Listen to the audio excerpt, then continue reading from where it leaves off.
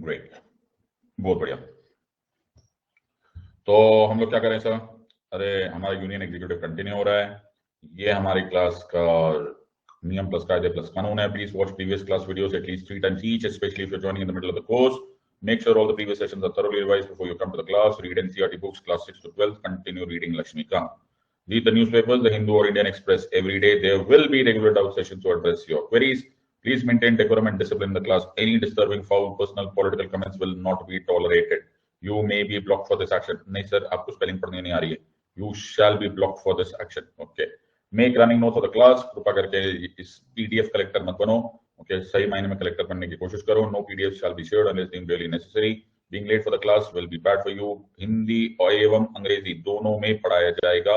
कोशिश की जाएगी बोलचाल की भाषा में, कोई ज्यादा कॉम्प्लिकेटेड लैंग्वेज नहीं की जाएगी. But please don't insist on any particular language.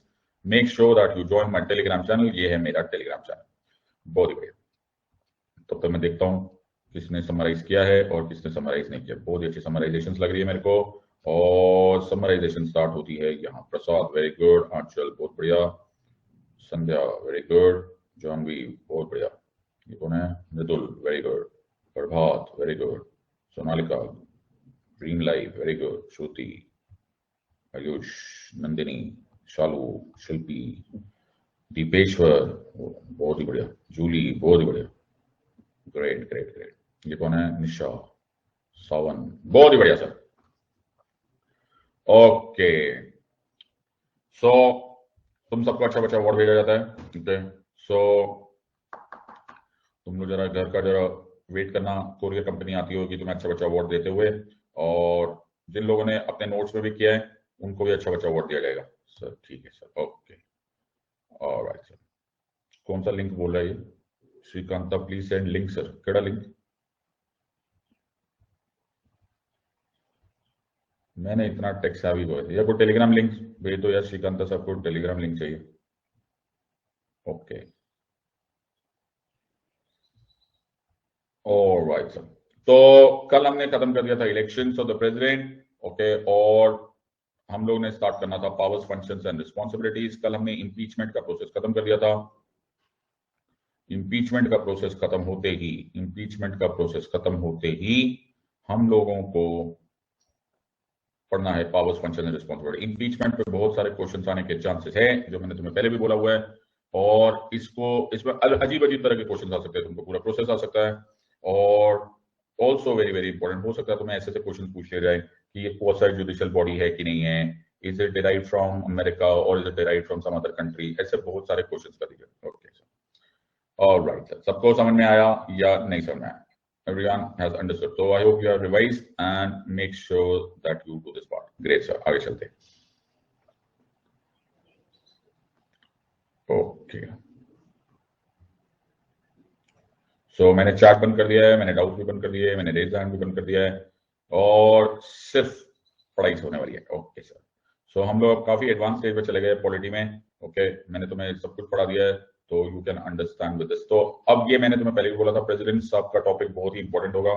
Because अभी रिसेंटली हमारे यहाँ पर द प्रेसिडेंशियल इलेक्शन होने वाले हैं. तो मोदी जी की ये ट्वीट तुम्हें मालूम होगी.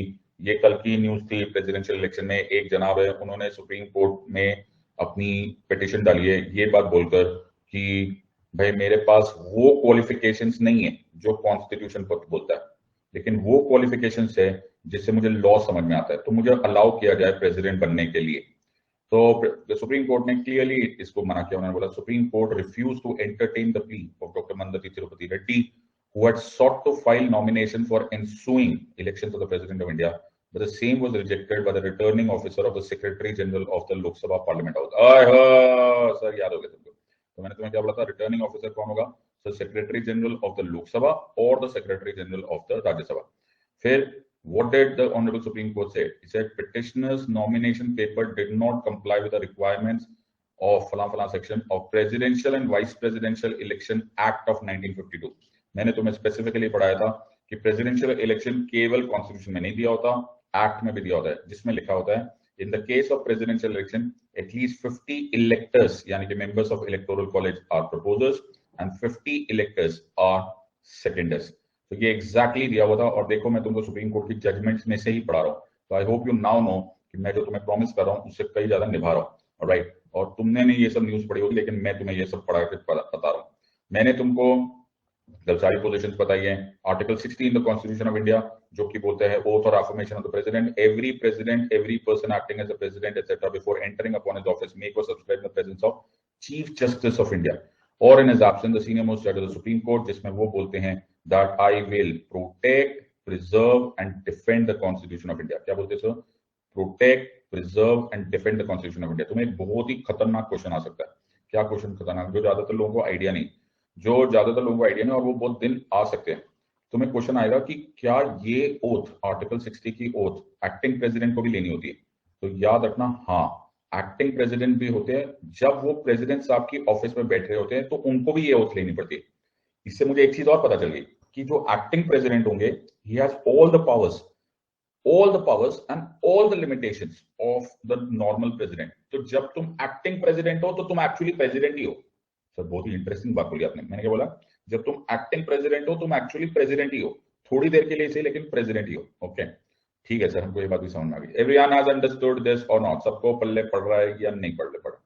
फिर मैंने तुमको पढ़ाया था कि इंडिया का इंपीचमेंट प्रोसेस अमेरिका के इंपीचमेंट प्रोसेस से अलग है। तो जब डोनाल्ड ट्रंप साहब को पता होता है, हिम्मत देखो, लोगों ने डोनाल्ड ट्रंप साहब को इंपीच कर दिया था, तो मैंने ये यूट्यूब वीडियो बनाया था कि अमेरिका में प्रेसिडेंट को कैसे रिमूव करते थे। बट इसका स्पेलिंग इसमें, इस स्क्रीनशॉट में एक बड़ा इंपॉर्टेंट कॉन्सेप्ट है। ये यूट्यूब का वीडियो था, अगर तुमने कभी देखने का इच्छा होगी। सर अगर हमें अमेरिका का सिविल सर्विस एग्जामिनेशन देने का है ना सर, तो हम देखेंगे, मत तो।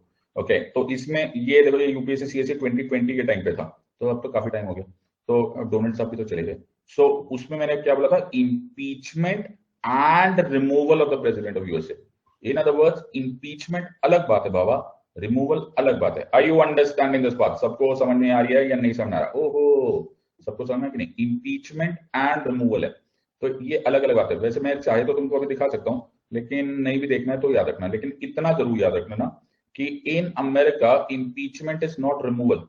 ओके, तो ये मैंने पूरा प्रोसेस पढ़ाया हुआ। देखो इसमें लिखा है ट्रम्प इम्पीच्ड, इम्पीच्ड, इम्पीच्ड। उनकी अखबारें देखिए सर, हमारी अपनी पेपर्स हम पढ़ नहीं पाते हैं, फिटे मुंह हम दूसरों के अखबार पढ़ेंगे? हमारे पास अपना टाइम होता नहीं, हमको ये भूल भुलैया पार्ट 2 देखना है सर। आप ये सर कैसी बातें कर रहे हो सर, हद हो गई। सो हमको वहां का वो इम्पीच थे, रिमूव नहीं हुए थे। इम्पीच का मतलब होता है सिर्फ इल्जाम लगाना by the house of representatives. I hope तुम्हें याद है। हाँ सर, आपको याद है कि नहीं? तो मैंने इस पूरे क्लास में, अब मैं पढ़ाने के मूड में तो नहीं, तो इम्पीचमेंट होता है, देखो पहले हाउस ऑफ रिप्रेजेंटेटिव्स में इन्वेस्टिगेशन होता है, सेनेट में ट्रायल होता है, तो ये फर्क है। Are you understanding this? So impeachment होता है, तो ये मैंने पूरा एक्सप्लेन किया था। ओके, तो ये मैंने काफी लंबा वीडियो बनाया था। मेरे को अमेरिका से भी फोन आया था, बोले सर आप ना अमेरिका के भी सिविल सर्विसेज के एग्जाम देते हो? मैंने सब कुछ पढ़ाया था इसमें। ओके, तो फेज 2 कैसे होता है, ट्रायल कैसे होता है, एक्सेट्रा एक्सेट्रा। और फिर फाइनली ये आया बड़ा दिन, न्यूयॉर्क टाइम्स का newspaper, Trump acquitted of 2 impeachment charges. 2 impeachment charges, यानी कि हाउस ऑफ रिप्रेजेंटेटिव्स ने इम्पीच किया था, लेकिन सेनेट ने रिमूव नहीं किया। समझ में आ रहा है या नहीं समझ में आ रहा? Everyone has understood? सबको समझ में आ गया? तो सर मक्की की रोटी तो बन गई, सरसों का साग ना आया। समझ में आया कि नहीं? Everyone has understood this part? वरना आमतौर पे लोग इसको सिनोनिमसली बोलते हैं। सो मक्की की रोटी तो सरसों का साग, मक्की की तो रोटी बन गई सी, इंपीचमेंट हो गया था लेकिन रिमूव ना हुआ। Are you understanding this? ठीक खबर गरम के उड़ेंगे गालिब के पुर्जे, देखने हम भी गए थे पर तमाशा ना हुआ। अरे सर, सबको समझ में आया या नहीं समझ? सो अमेरिका में 3 presidents in US history have been impeached. Okay, Andrew Johnson 1998, bill Clinton 2019 में, डोनाल्ड ट्रंप। लेकिन रिमूवल कुछ और होता है। इंडिया में, इंडिया में जो प्रेसिडेंट है वो इम्पीच्ड होने का मतलब ऑफिस रिमूव करना होता है। तो मैंने इसमें बहुत को डिटेल में समझाया था। अगर तुम्हें कभी अमेरिका का सिविल सर्विस एग्जामिनेशन देखना है तो तुम इसको देख सकते हो। देखो सर कितना डिटेल में यार, देखो। बस सर, बस यू अंडरस्टैंड? बस सर, ये तो खत्म नहीं हो रहा। सबको समझ में आ गया या नहीं समझ? एवरीवन हैज अंडरस्टूड दिस और नॉट? पल्ले पड़ा या नहीं? तो बेटा there is a method to this madness, इसको बोलते हैं 24 कैरेट रॉक सॉलिड प्रिपरेशन।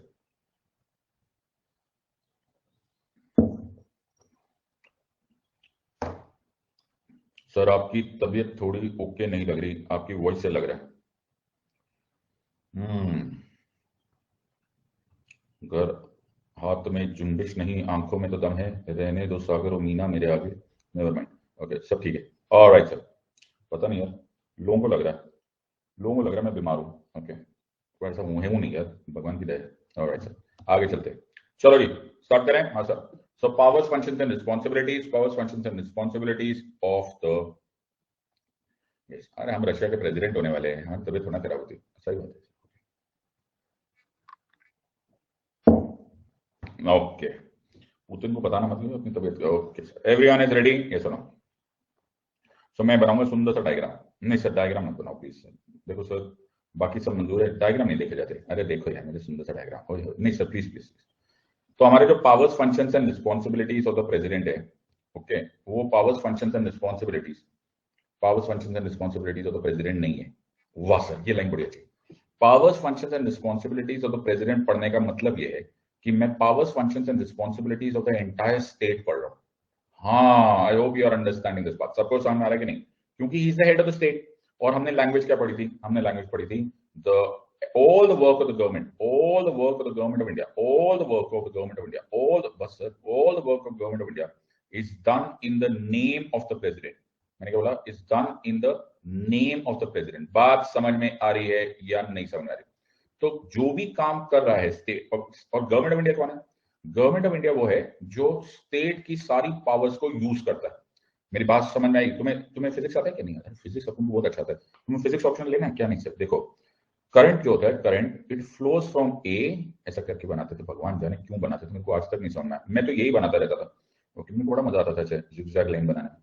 तो कभी कभी मैं बोल रहा, ओके, तो current flows from A to B to C. अच्छा, A to B to C, okay. A क्या है सर? ए है स्टेट, ध्यान से सुनना। हाँ सर, जो स्टेट होता है ये बहुत बड़ी चीज होती है। हाँ सर, सब कुछ स्टेट है, state of India, state of Russia, state of USA, you understand? तो स्टेट की जो पावर होती है सर, स्टेट में बहुत पावर होती है, स्टेट में बहुत पावर होती है। जो स्टेट की पावर होती है उसको यूज करती है government. Are you understanding this part? So government को स्टेट मत मान लो। मैं समझा पा रहा हूं? प्लेन ऊपर से गया, समझ में आ रहा है कि नहीं? गवर्नमेंट, तो अब तुम्हें याद आएगा द ग्रेट वाजपेयी जी। वाजपेयी जी ने क्या बोला था? सरकारें आई हैं, सरकारें आएंगी, सरकारें आती रहेंगी, ये देश रहना चाहिए, मेरा भारत रहना चाहिए। आर यू अंडरस्टैंडिंग दिस और नॉट? समझ लो कि नहीं समझ लो? Are you understanding this part? कदम कदम बढ़ाए जा, मैंने क्या बोला? ध्यान से जोड़ो, ये पॉलिटिकल साइंस के बड़े बड़े कॉन्सेप्ट है। कदम कदम बढ़ाए जा, खुशी के गीत गाए जा, ये जिंदगी है कौम की, स्टेट की, तो कौम पे लुटाए जा। सर गाना बदल भी सकते हैं, कैसे बोलते हैं? कदम कदम बढ़ाए जा, खुशी के गीत गाए जा, ये जिंदगी है सरकार की, सरकार पे लुटाए जा। फिटे मुंह, हद हो गया। सरकार नहीं बाबा, स्टेट। अच्छा ओ, अच्छा ओ, समझ में आया? हमको लगा सरकार पे, हद हो गई। ओके, हद हो गई सर। यानी कि जो स्टेट की पावर का ऐसा रूप है, स्टेट दिखता नहीं है, गवर्नमेंट दिखती है। आई यू अंडरस्टैंडिंग? स्टेट दिखता नहीं है, जो गवर्नमेंट होती है वो दिखती है, इसलिए उसको manifest form of the state बोलते हैं। इसलिए जो गवर्नमेंट वर्ड है, वो जिन लोगों ने गवर्नेंस पढ़ा उनको मालूम है, वो ग्यूबरनारे वर्ड से आया है। ग्यूबरनारे मतलब जो गाइड करता है, जो मनूवर करता है। किसको गाइड करता है सर? सर मैं उदयपुर घूमने गया था, मुझे गाइड मिला। अरे नादान परिंदे, गाइड मतलब it guides the power of the state. Are you understanding this part? सबको समझ में आ रहा है या नहीं? ये दिशा देते हैं। Are you understanding? तो मोदी जी आए तो वो एक दिशा में पावर को यूज करे, वाजपेयी जी एक दिशा में पावर को यूज कर रहे थे, इंदिरा गांधी जी एक दिशा में पावर को यूज कर रहे थे। इसका काम है ग्यूबरनारे, ओके, और गवर्नमेंट। और सर फाइनली आया, all the work of the government, all the work of the government is actually done in the name of the president. Connection देखा या नहीं? इसीलिए directly indirectly A is equal to B and B is equal to C, that means A is equal to C. बात समझ में आई या नहीं? तो प्रेसिडेंट साहब की जो भी पावर्स, फंक्शंस एंड रिस्पांसिबिलिटीज है, वो एक्चुअली स्टेट की पावर्स, फंक्शंस एंड रिस्पांसिबिलिटीज। पल्ले पड़ा या ना है, आज से तो बहुत ही इंटरेस्टिंग बात है। सबको समझ में आ रहा है या नहीं आ रहा है? तो कुछ सीसैट को ऑप्शनल करना है कि मेरे को ये आता है एज बी सर? आगे चलो सर, रहने दो सर, ऐसे काफी टफ आने लगे और दिन खराब हो जाएंगे। Everyone has understood this. Sir ये कितने सब्जेक्ट्स आते हैं, मेरे को सारे ऑप्शनल आने लगे। एवरीवन हैज अंडरस्टूड दिस और नॉट? पल्ले पड़ गया? सीसैट पढ़ा दो, इधर दिन नहीं ठीक चल रहे, तेरे अच्छे दिन कब आएंगे चालू? ओके, तू मुझसे सीसैट पढ़ेगी, हद हो गई है।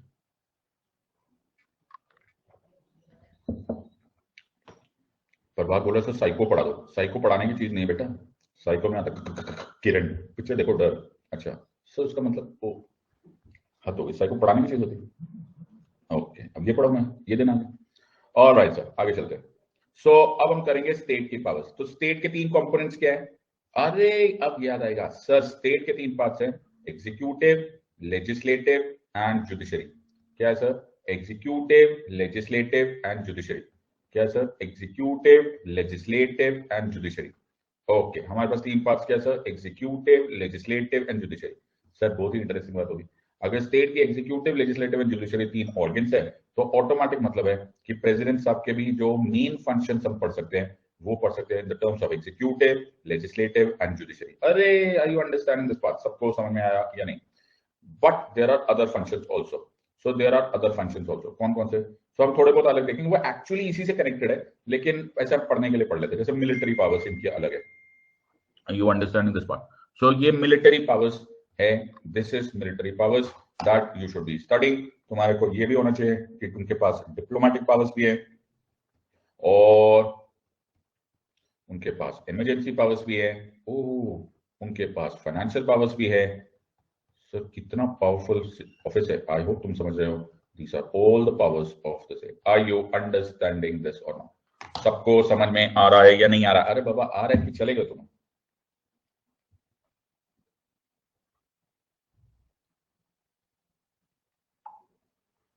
ओके, तो अब सर हमें ज्यादा टेंशन लेने की जरूरत नहीं पड़ेगी, हम लोग इसको बड़े अच्छे से कर लेंगे। हम एक एक करके स्टार्ट करते हैं। पहले करते हैं एग्जीक्यूटिव पावर्स, और मुझे समझ में आने में इसमें ज्यादा टेंशन होगी नहीं। क्यों सर? क्योंकि जो एग्जीक्यूटिव पावर्स है वो हमने पहले ही पढ़ा हुआ है। कैसी बातें कर रहे हो सर? हाँ, तुम भूल गए? क्या बात कर रहे हो? तो हमने बोला था आर्टिकल 53 ऑफ द कॉन्स्टिट्यूशन के अनुसार, हाँ सर, ही इज रिस्पॉन्सिबल और all the powers of the state, the executive power of the union shall be vested in the president and shall be exercised by him directly or through officers subordinate to him. Are you understanding? और फिर तुम्हें याद आ गया होगा, ये मैं already तुम्हें बता चुका हूं कि मैडम इंदिरा गांधी ने 42nd कॉन्स्टिट्यूशनल अमेंडमेंट एक्ट 1976 से इस एडवाइस को बाइंडिंग कर दिया था। सर हमेशा है ना सर, ऐसे मत बोला करो कि आपने सही इल्जाम दे दिया था। बाद में भी तो आप सुधार सकते थे। 44th कॉन्स्टिट्यूशनल अमेंडमेंट एक्ट 1978 से हमने बोला एक बार, सिर्फ एक बार इसको रिकंसिडरेशन के लिए भेजा जा सकता है, उसके बाद आपको मानना पड़ेगा जो हमने कहा है, मानना पड़ेगा। सर ना माने तो? अगर तुमने नहीं माना, जो ऑफिसर सबऑर्डिनेट टू हिम है उसमें होता है ministers as well as the prime minister. ओहो, और अगर आपने नहीं माना तो there will be threat of impeachment. क्या सर? क्यों सर थ्रेट ऑफ इम्पीचमेंट क्यों? Because you have violated the constitution of India. You have violated. You don't have the character. You don't have the integrity to protect, preserve and defend the Constitution of India. सबको समझ में आ रहा है या नहीं समझ में आ रहा है? Everyone is understanding. कनेक्शन देख रहे हो? ऐसा पढ़ते हैं बेटा पॉलिटी। Are you understanding? अपने आप सब्जेक्ट समझ में आने लग जाता है। So अगर तुमने ऐसा किया तो मैं तुमको इस तरह से वकील से, ये क्या हो रहा है? तो ये वकील साहब ना, what is he doing? He's impeaching the credit of the witness. What is he doing? He's impeaching the credit of the witness. Are you understanding this part? सबको समझ में आ रहा है या नहीं समझ में आ रहा है? Everyone has understood. और ये अगर आपने किया तो तुम करोगे वायोलेशन ऑफ द कॉन्स्टिट्यूशन। बात समझ में आई या नहीं?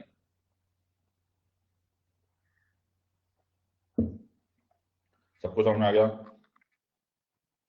पल्ले पड़ा या नहीं? ये सर बहुत बढ़िया सर। सर एक बात आपने पूरी बता दी, हमको पूरा का पूरा पता चल गया। लेकिन सर ऐसा कुछ लोगों का कहना है that he is the supreme commander of the armed forces of India also. Yes, मेरा बादशाह, मेरा नोना, वो भी आर्टिकल 53 में से आया। Are you understanding this or not?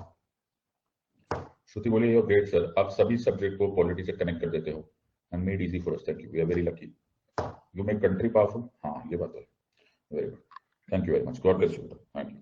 So, sir, Article 53 बोलते हैं that the president is the supreme commander of the armed forces of India. ये मैंने तुमको ऑलरेडी पढ़ा दिया है।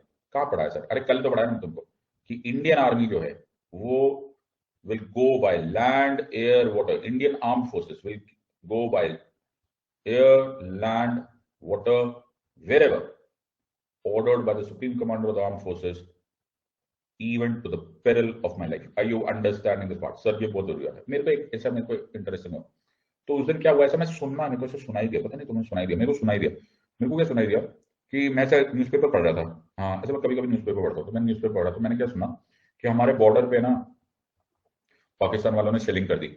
मतलब वो पाकिस्तान आर्मी वाले होते हैं ना, वो वहां से ऐसे आर्टिलरी फायर कर देते हैं। ओके, पता नहीं उनके पास पैसा कहाँ से आता है आर्टिलरी बॉम्ब खरीदने के, चाय पीने के पैसे नहीं, पता नहीं बॉम्ब कहाँ से लेते, उधार पे ले लेते होंगे सर। ओके व्हाटएवर, तो उन्होंने ऐसे 2 बॉम्ब यहाँ पे फेंक दिए। ओके, इंडियन आर्मी को बड़ा गुस्सा है। इंडियन आर्मी ने ना, उन्होंने 1 फेंका, इंडियन आर्मी ने 10 वापस फेंके। वो चुप होके बैठ गए, तो घबरा के बोले भैया तुम्हारा तुम इतना गुस्सा क्यों हो जाता है? बोला ये इंडियन आर्मी है बाबा, आप उनसे पंगा नहीं लेने का। तो मैंने न्यूज़पेपर पढ़ रहा था, तो मैं तो घर वालों को बोला चलो भागो भागो भागो भागो, सब लोग भागो भागो। ओके, बोला क्या हो गया? मैंने कहा वॉर हो गया, वॉर। ओके, वॉर हो गया, देखो बॉर्डर पे देखो बॉम्ब फेंके जा रहे हैं, इधर से उधर, उधर से उधर। तो मैंने अपने सब दोस्तों को भी फोन किया, मैंने कहा वॉर हो गया नालायकों, चलो भागो भागो भागो भागो। तो सबने बोला सिद्धार्थ वॉर नहीं है, वॉर तब तक नहीं होता जब तक प्रेसिडेंट साहब उसको डिक्लेयर ना करे। ओ समझ में आया या नहीं? जब तुम जितने मर्जी बॉम्ब फेंकते रहो, यहां से वहां, वहां से यहाँ, वहां से यहाँ, यहाँ से यहाँ। हमने सर्जिकल स्ट्राइक भी कर दी, हमने बालाकोट में सर्जिकल स्ट्राइक भी कर दी। तो हमने अपने ना प्लेन्स भेजे, जाकर उड़ा के आ जाओ उनको। तो वो हमारे प्लेन जाकर उड़ा के आ गए, पाकिस्तान वालों को पल्ले ही नहीं पड़ा। 2 दिन बाद उनको समझ में आया, वो भैया ये सब कुछ उखड़ा उखड़ा सा लग रहा है बालाकोट, पता नहीं कहाँ कौन आया था। तो बोला कौन नहीं आया था बेटा, ये इंडियन एयरफोर्स है। लेकिन उसको वॉर नहीं बोला गया। क्यों नहीं बोला गया? बिकॉज प्रेसिडेंट साहब ने उसको डिक्लेयर नहीं किया। तो अगर तुम्हारे न्यूज़पेपर में हेडलाइंस आया प्रेसिडेंट डिक्लेयर्स वॉर, तो ही उसको वॉर बोलना। Are you understanding this part? War एक फॉर्मल अनाउंसमेंट होती है। ओके, सबको समझ आया सर? हमारी गलियों में रोज वॉर होते हैं। बाजू वाली आंटी है, वो दूसरी वाली आंटी के ऊपर ऐसा सारा दिन वॉर करती रहती, तूने मेरी गली में कैसा कचरा डाला। ओके, वो भी वॉर होता रहता है। अरे फिटे मुंह, वो वॉर नहीं, real war. I you understand? और सर वॉर हो गया, उसके बाद अपन को खत्म भी करना, पाकिस्तान को पीट पिटा के खत्म कर दिया हमने, फिर क्या करने का? तो पीस भी करने का सर। पीस पीस भी अपने आप से नहीं होता, प्रेसिडेंट साहब डिक्लेयर करते। Are you understanding? So war and peace, ceasefire जिसे बोला जाता है, युद्ध विराम, ये तब तक नहीं माना जाता जब तक प्रेसिडेंट साहब डिक्लेयर नहीं करते। Are you understanding the power of the office? Are you understanding this और नॉट? सबको समझ में आया? The president has the power to declare war with any other country and also the power to conclude peace. सबको समझ में आ रहा है या नहीं? तुम्हें ये सब क्वेश्चन कभी भी पूछ सकते हैं। सारे फंडामेंटल्स क्लियर कर लो। ओके, जो भी तुमने आज तक पढ़ा था, जो भी तुमने ऐसे सोचा समझा, फिटे मुंह चाय की टपरी पे जो तुम लोगों को समझ में आया, मैं तुम्हें क्लैरिटी दे रहा हूँ। I am trying to explain you what is the real understanding. तुम्हें जो लगता है कि तुम्हें आता था, वो तुम्हें जो लगता था, वो जो तुम्हें आता था, वो आता नहीं था। Are you understanding this part? सबको समझ में आ रहा है या नहीं? सर वो सर क्या है, प्राइम मिनिस्टर साहब भी तो एग्जीक्यूटिव है। अरे हाँ, ये तो तुम भूल ही गए। सो प्राइम मिनिस्टर साहब को अपॉइंट कौन करता है? सर प्राइम मिनिस्टर साहब को प्रेसिडेंट साहब ही अपॉइंट करते हैं। ध्यान से सुनना मेरी लाइन। ओके, मैं बहुत ही सारे का मैं पता नहीं सब करूंगा। ओके सर, ध्यान से सुनना, सुनो मेरी बात। बहुत ही नूनी लाइन है। कौन सी लाइन है सर? नूनी लाइन। प्रेसिडेंट, राइटिंग देखो, appoints the prime minister. Sir आपने ना ऐसा इतना हैवी वेट लाइन नहीं, ये हमको आता है यार, लाइन पूरी तो होने दो यार। अच्छा, president appoints the prime minister and on his advice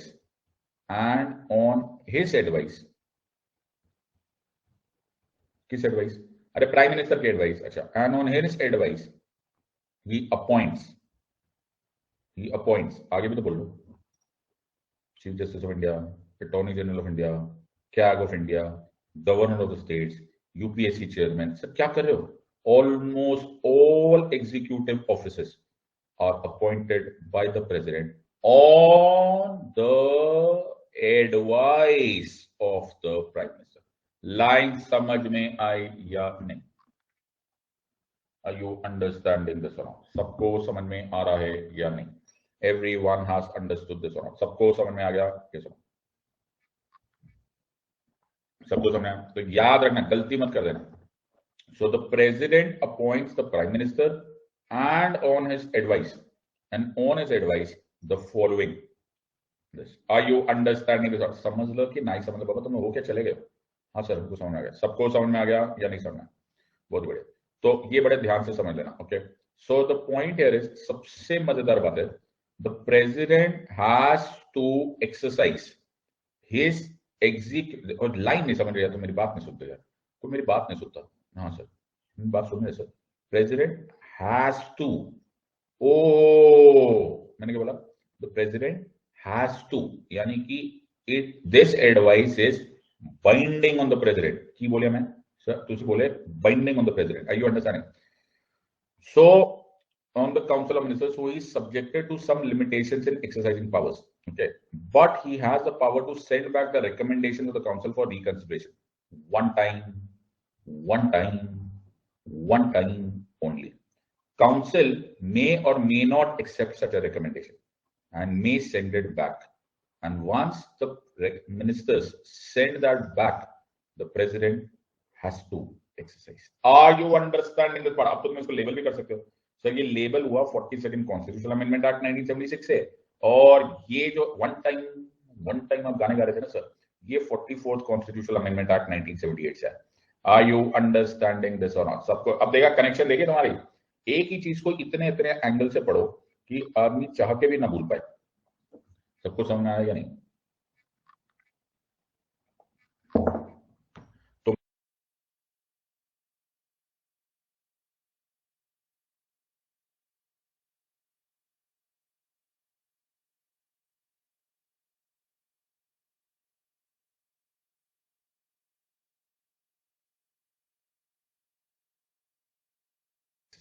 are you understanding this part? अब तो तुम इसको लेबल भी कर सकते हो सर, ये लेबल हुआ 42nd कॉन्स्टिट्यूशनल अमेंडमेंट एक्ट 1976 से, और ये जो वन टाइम आप गाने गा रहे थे ना सर, ये 44th कॉन्स्टिट्यूशनल अमेंडमेंट एक्ट 1978 से है.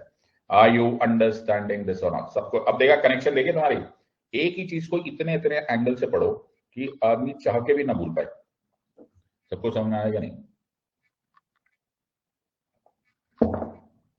तो मैंने who's appoint to president, बेटा तेरे में बड़ा मेजर टाइपो एरर है. who appoints the president? ओए होए, वाह मेरे बच्चे वाह, दिल खुश करता सर, बहुत वाह मेरे बच्चे वाह, ये क्वेश्चन अमर हो गया.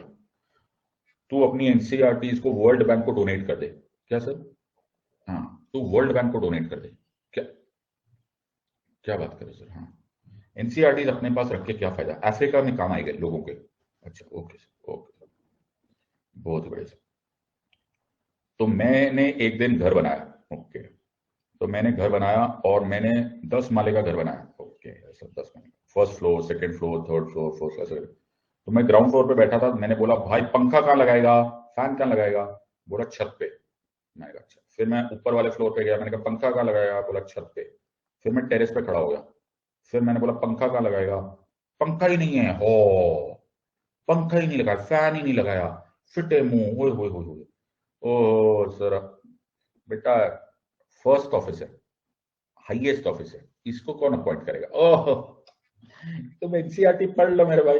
नहीं सर, मैं एक जनहित याचिका मूव करना चाहता हूँ. क्या सर? मैं देश में एक पीआईएल मूव करना चाहता हूँ कि नादान परिंदों, जिन लोगों ने फिटे मुंह धमाकेदार वीडियो देख देख कर अपने घर वालों को गलत फहमियों में डाल दिया कि अगले साल पापा जरा ध्यान से मुझसे बात करना, मैं गॉगल्स लगा के आईएएस ऑफिसर बनूंगा, उनको प्लीज ये मैंडेटरी कर दिया जाए कि एनसीईआरटी पढ़ ले. वेरी गुड सर, ये जनहित याचिका. ओके, सबको समझ में आ रहा है क्या नहीं समझ आ रहा? Okay sir, everyone has understood this one. पल्ले पड़ गया या नहीं? अरे बाबा समझ लो कि नहीं समझ लो? Okay sir. और कुछ लोग वर्ल्ड बैंक में डोनेट कर दे. ओके, वर्ल्ड बैंक के काम आएगा. और सर आगे समझ में आ गया? ये sir.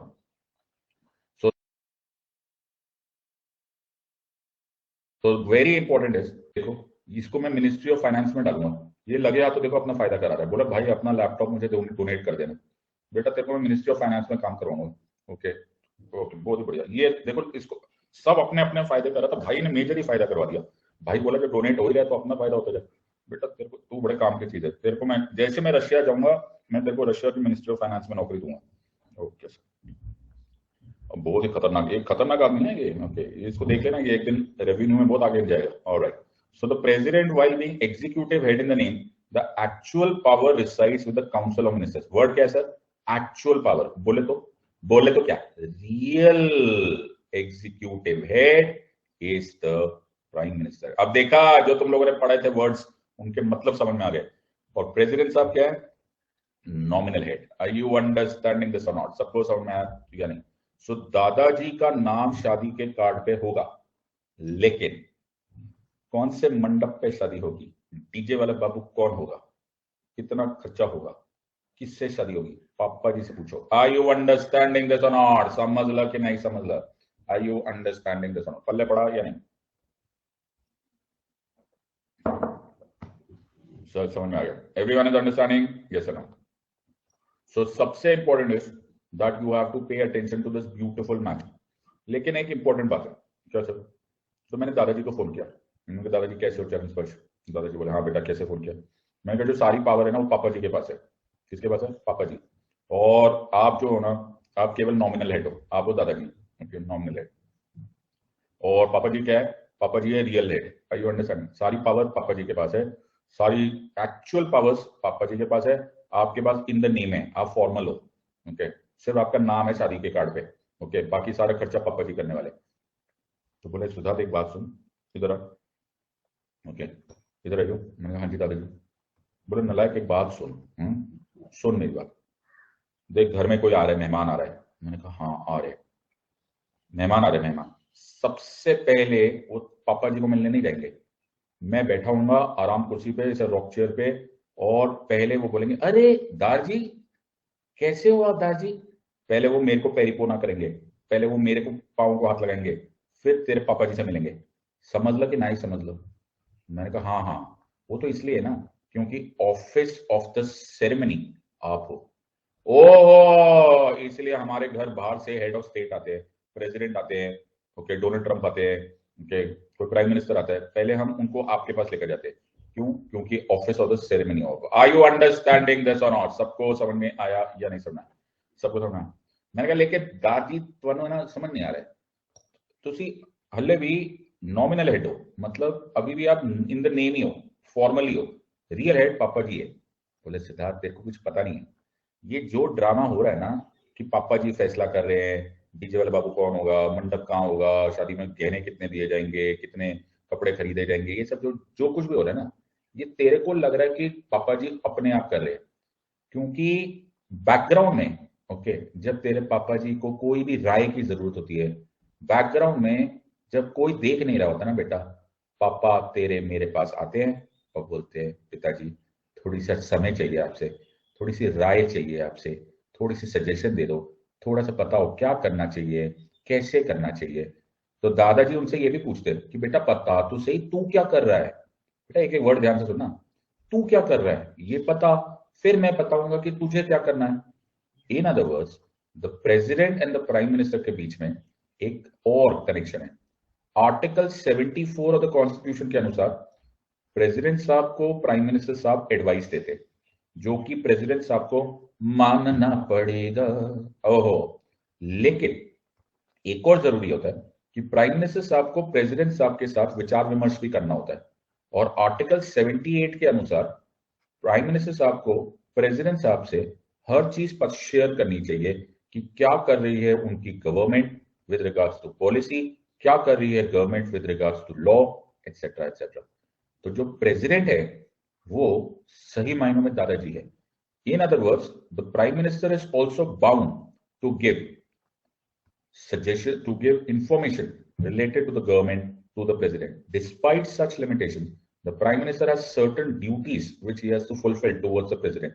It includes the duty to communicate all the decisions made by the council on the administration and the legislation of the country. या तो अपने आप से दे दो, नहीं तो प्रेसिडेंट साहब खुद भी मंगवा लेंगे। This is given in article 78 of the constitution. ये होती है polity. This is how you study. तुमने कभी सोचा था कि पॉलिटी कितना फंक्शनली पढ़ाई जा सकती है? फ्रॉम योर फैमिली तुम पॉलिटी को समझ सकते हो कि कैसे प्रेसिडेंट एंड प्राइम मिनिस्टर का रिलेशनशिप है। आर यू अंडरस्टैंडिंग दिस और नॉट? समझ लो कि नहीं? अरे ऐसा पढ़ते बाबा, तो तुम फिर मेरे को लोग बोलते हैं कि सर की किताब में से पढ़ा दो। केड़ी किताब पढ़ा है? Are you understanding this part?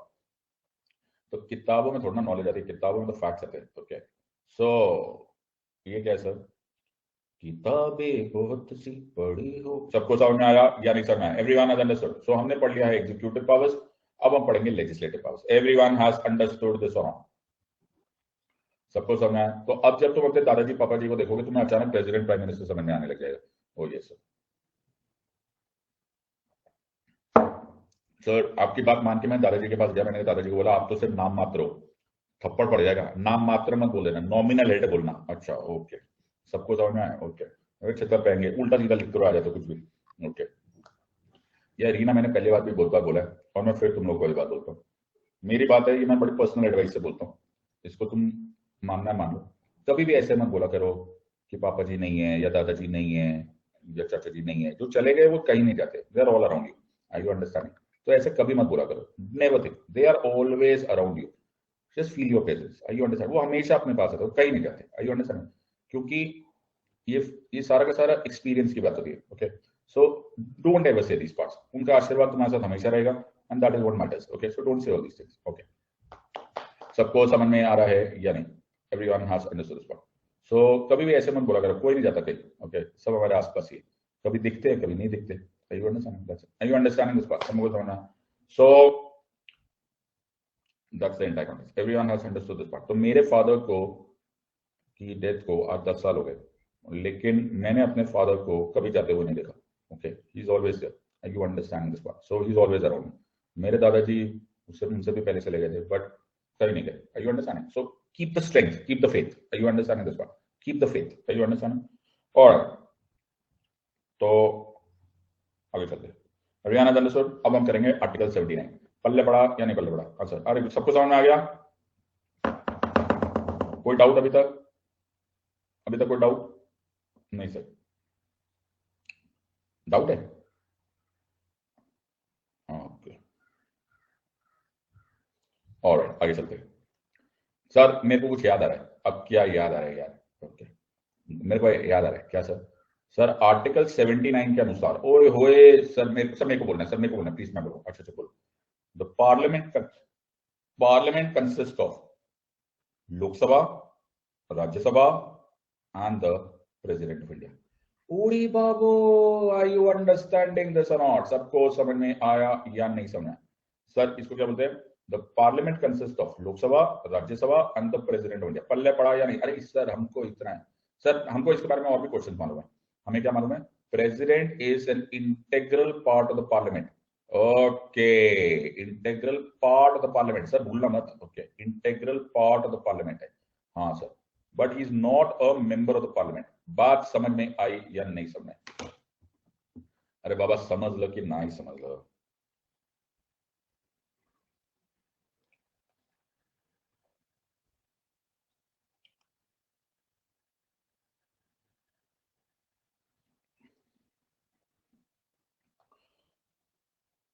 बहुत बढ़िया सर इसको मैं समझाता हूँ। सर आपको नहीं समझ आएगा, मैं आपको जो बोलता हूँ समझो। सुनो सुनो सुनो सर, लाइन सुनो मेरी प्यारी वाली लाइन। हाँ सर बोलो sir. For any bill to become a law, for any bill to become a law, for any bill to become a law, it must be passed by the Lok Sabha, the Rajya Sabha, and assented by the President. सबको समझ में आया या नहीं आया? अरे हाँ sir. Sir एक मिनट सर।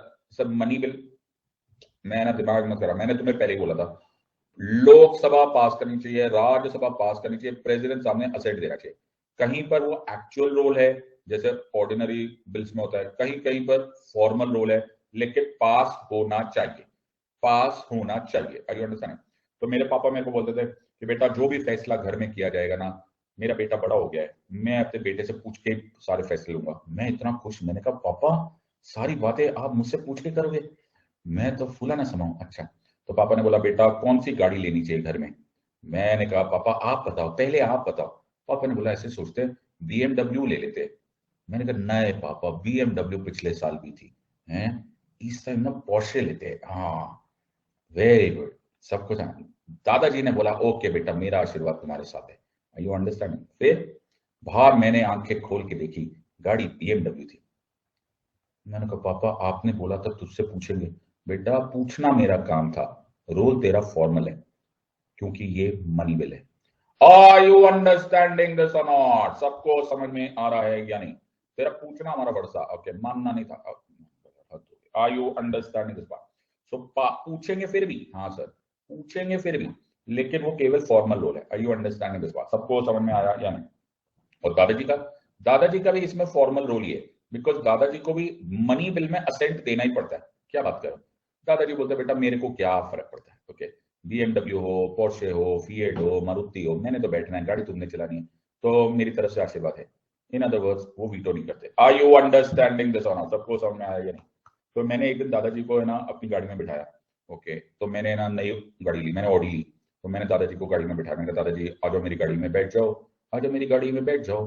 ओके, मैंने नई गाड़ी ली और मैंने बड़ी महंगी गाड़ी ली, मैंने दादाजी को उठाया, मैंने दादाजी बैठो, तो दादाजी बैठे हुए गाड़ी में बैठे हुए थे, तो आगे एक और गाड़ियां जा रही थी, तो अचानक उनको एक गाड़ी अच्छी लगी, बोले ओए पुत्र कितनी सोहनी गड्डी है, कितनी सुंदर गाड़ी है, तूने ये खरीदनी चाहिए थी, हैं कितनी सुंदर है। मैंने कहा दादाजी ये वही गाड़ी है जिसमें आप बैठे हुए।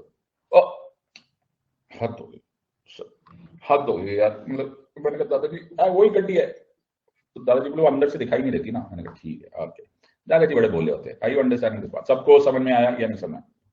एवरीवन हैज अंडरस्टूड दिस बात, सबको समझ में आया सर? लेकिन there is a problem. Legislative powers क्या है sir? The president despite being the executive head of the state also possess many legislative powers which are important for legislation of the country. Assent of the president, dhyan se suno, for any bill to get the sanction of law, yani to become a law, it has to receive the assent of the president. Only when the president gives his assent to a bill which has been passed by uri babo both the houses of the parliament, the bill becomes a valid law. बात समझ में आई या नहीं आई? सबको समझ में आया या नहीं? यहां से becomes a valid law. बात समझ में? Gives his assent to bill which has been passed by uri babo both the houses of the parliament, the bill becomes a valid law. बात समझ में आई या नहीं आई? सबको समझ में आया या नहीं? यहां से एक थ्योरम प्रूव हो रही है, किडी theorem. The president is an integral part of the parliament. Are you understanding this part? Hence proved. Okay sir, hence proved. Are you understanding this part? So Article 79 हमने प्रूव कर दिया है that for any bill to become a law, it must be passed by the Lok Sabha, the Rajya Sabha, and given assent to by the president. सबको समझ में आ रहा है या नहीं आ रहा? पल्ले पड़ा या नहीं पल्ले पड़ा? सब एकदम समझ में? Everyone has understood this one. सबको समझ में आया? इसके बाद हम पढ़ाएंगे तुमको वीटो। क्या पढ़ेंगे सर? वीटो। ना हमें नहीं पढ़ना वीटो ना। चलो अब मैं तुम्हें बाद में बताऊंगा कि मैं वीटो पढ़ाऊंगा लेकिन मैं वीटो नहीं पढ़ाऊंगा। मैं वीटो पढ़ाऊंगा लेकिन मैं वीटो नहीं पढ़ाऊंगा। कुछ समझ में नहीं आ रहा? इतनी जल्दी समझ में भी नहीं आएगा। इसी खुशी में ले लो एक 5 मिनट्स का ब्रेक और कंटिन्यू करते हैं इसके बाद। आर यू अंडरस्टैंडिंग दिस और नॉट? ओके, सबको समझ में आया या नहीं? ऑलराइट।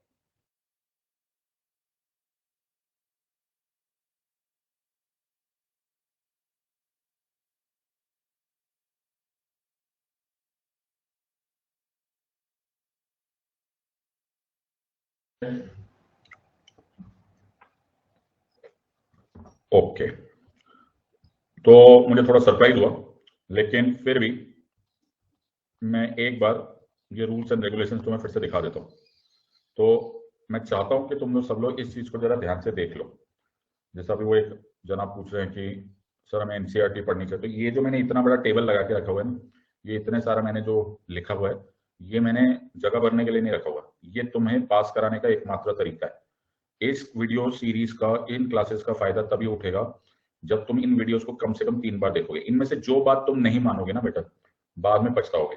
You understanding? मेरा काम है तुम्हें सिर्फ समझाना, लेकिन ये बाद में पछताओगे। अगर तुमने ये, जब तुम कोई मोबाइल फोन खरीदते हो तो उसके साथ एक यूजर मैनुअल आता है। जब तुम एक गाड़ी खरीदते हो तो उसके साथ एक यूजर मैनुअल आता है। हर एक का यूजर मैनुअल का हक होता है। तो मैंने सोचा मैं एक गाड़ी खरीदता हूँ और उसके बटन मैं अपनी तरह से यूज करूंगा। नो, तुम्हें वो गाड़ी उस कंपनी के मैन्युफैक्चरर के अनुसार यूज करनी चाहिए। ये जो पढ़ाया जा रहा है ये तुम्हें इतना तो समझ में आ गया होगा कि किसी एक बुक से नहीं पढ़ाया जा रहा। ये मेरे क्रिएशन है। ये जिस तरह से मैंने ये स्लाइड्स बनाए, इसका पैटर्न मेरा है, इसमें स्टोरिफिकेशन मेरी है, इसमें गालिब की शायरी मैंने डाली है, इसमें शाहरुख खान के गाने मैंने डाले हुए। तो मेरे यूजर मैनुअल के अनुसार इन क्लासेस को यूज करो। तो इन क्लासेस को एक बार में समझा ही नहीं जा सकता। तुम्हें कम से कम 3-4 बार ये वीडियो देखना है और उन सबके रनिंग नोट्स बनाने। That is very important. एक थिंग, तो हमारे पास, मैं जब कुछ स्टूडेंट्स ने पिछली बार फोटोग्राफ शेयर किया था कि उन्होंने 1800 पेजेस, 1800 पेजेस के नोट्स बनाए थे। अब तुम्हें लगता होगा कि सर 1800 पेजेस में तो बहुत टाइम लग जाता है। मुझे तो बेसिक लॉजिक ही नहीं समझ में आता। तुम टाइम बचा के करोगे क्या अगर तुम एग्जाम पास ही नहीं करोगे तो? सो सर मेरे को 5x टाइम लग जाता है। अगर 5x से एग्जाम पास करते हो तो ये बेटर चॉइस है कि सर x में मेरा कोर्स खत्म हो जाता है लेकिन मैं एग्जाम फेल हो जाता हूँ। ये बेटर है। तो मर्जी है तुम्हारी, क्योंकि एग्जाम है तुम्हारी। ओके, सब्जेक्ट समझ में आएगा नहीं, यूपीएससी तुम्हें बख्शेगा नहीं। यूपीएससी अब has become very, very, very, very stringent about facts and concepts. This exam has become very strict about not letting anyone जिसको अपना सब्जेक्ट ठीक से इन एंड आउट नहीं आता, उसको सिविल सर्विसेज वाले एग्जाम में प्रीलिम्स के थ्रू नहीं गुजरने देते वो लोग। They have become very accurate at their choosing. So मैं खुद पहले पढ़ाता था, तो मुझे ऐसा लगता था कि यार मैं बहुत ऊंचे लेवल पे पढ़ाता हूँ और यूपीएससी अभी सिर्फ फैक्चुअल पूछ रही है। वो जमाना चला गया 2013 के बाद से, 2016 के बाद से तो और ज्यादा, और पिछले 2-3 साल से तो भयंकर हो गया that they will not let you pass through, जरा सा भी मौका नहीं देंगे if you don't know your subject. Read NCERT books, मैंने यहाँ लिखा हुआ है क्लास 6 to 12। अगर तुमने ये नहीं किया, मेरी बात मान लेना, तुम पक्का फेल होंगे। मैंने ज्यादा नहीं तो 100 टॉपर्स का इंटरव्यू लिया है, और मैंने उन सारे इंटरव्यूज में एक चीज सुनी थी कि एनसीईआरटी पढ़ते हैं सब लोग, और बड़े ध्यान से पढ़ते हैं। उसके बाद जब ये सब कुछ हो जाए, उसके बाद आप लक्ष्मीकांत भी पढ़ लीजिए as a completion book. Newspaper रोज अगर तुम नहीं पढ़ोगे, okay, you will not pass this exam, okay. और वो चाहे तुम ऑफलाइन हो चाहे ऑनलाइन हो, you have to continue reading the entire situation, and if you don't do this part then you are not going to manage this exam, no matter कौन तुम्हें क्या सलाह दे दे, सर एक कोई कहां से उठा लेंगे। देखो तुम नोटिस करोगे तो ये आज का है, पता नहीं तुम लोग को ये बात समझ में आ गई, तो आज के न्यूज़पेपर का एडिटोरियल से देखो, ये स्क्रीनशॉट्स है, ओके, ये के वेणुगोपाल का, ओके, ये महाराष्ट्र वाला, आई डोंट नो तुम्हें दिख रहा है कि नहीं, तो ये आया हुआ है एंटी डिफेक्शन का लॉ, एक ओपेड आया हुआ है, ये बीजेपी सीक्स फ्लोर टेस्ट, पता नहीं तुम्हें दिख रहा है कि नहीं। तो ये सब फोटोग्राफ्स है।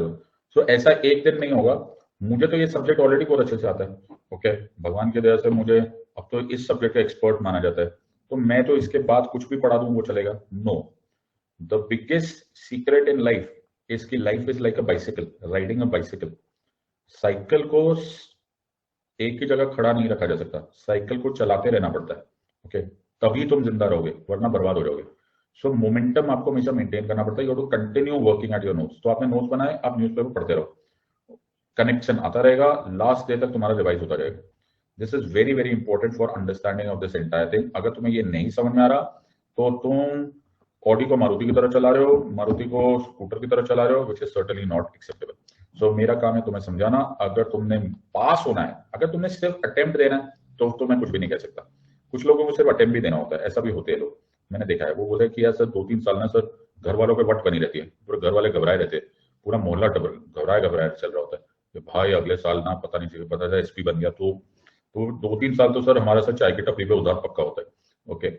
ऐसे भी कुछ लोग होते हैं, ऐसा नहीं है कि ऐसे लोग नहीं है, ओके। हाँ, तो वो 2-3 साल ना वो बेचारे चाय वाले को बोलते रहते, देखो अगर तूने पैसे का हिसाब दिया ना बेटा, अगले साल डीएसपी बन रहा तेरा भाई, ओके, चलानी है कि नहीं तेरे को टपरी।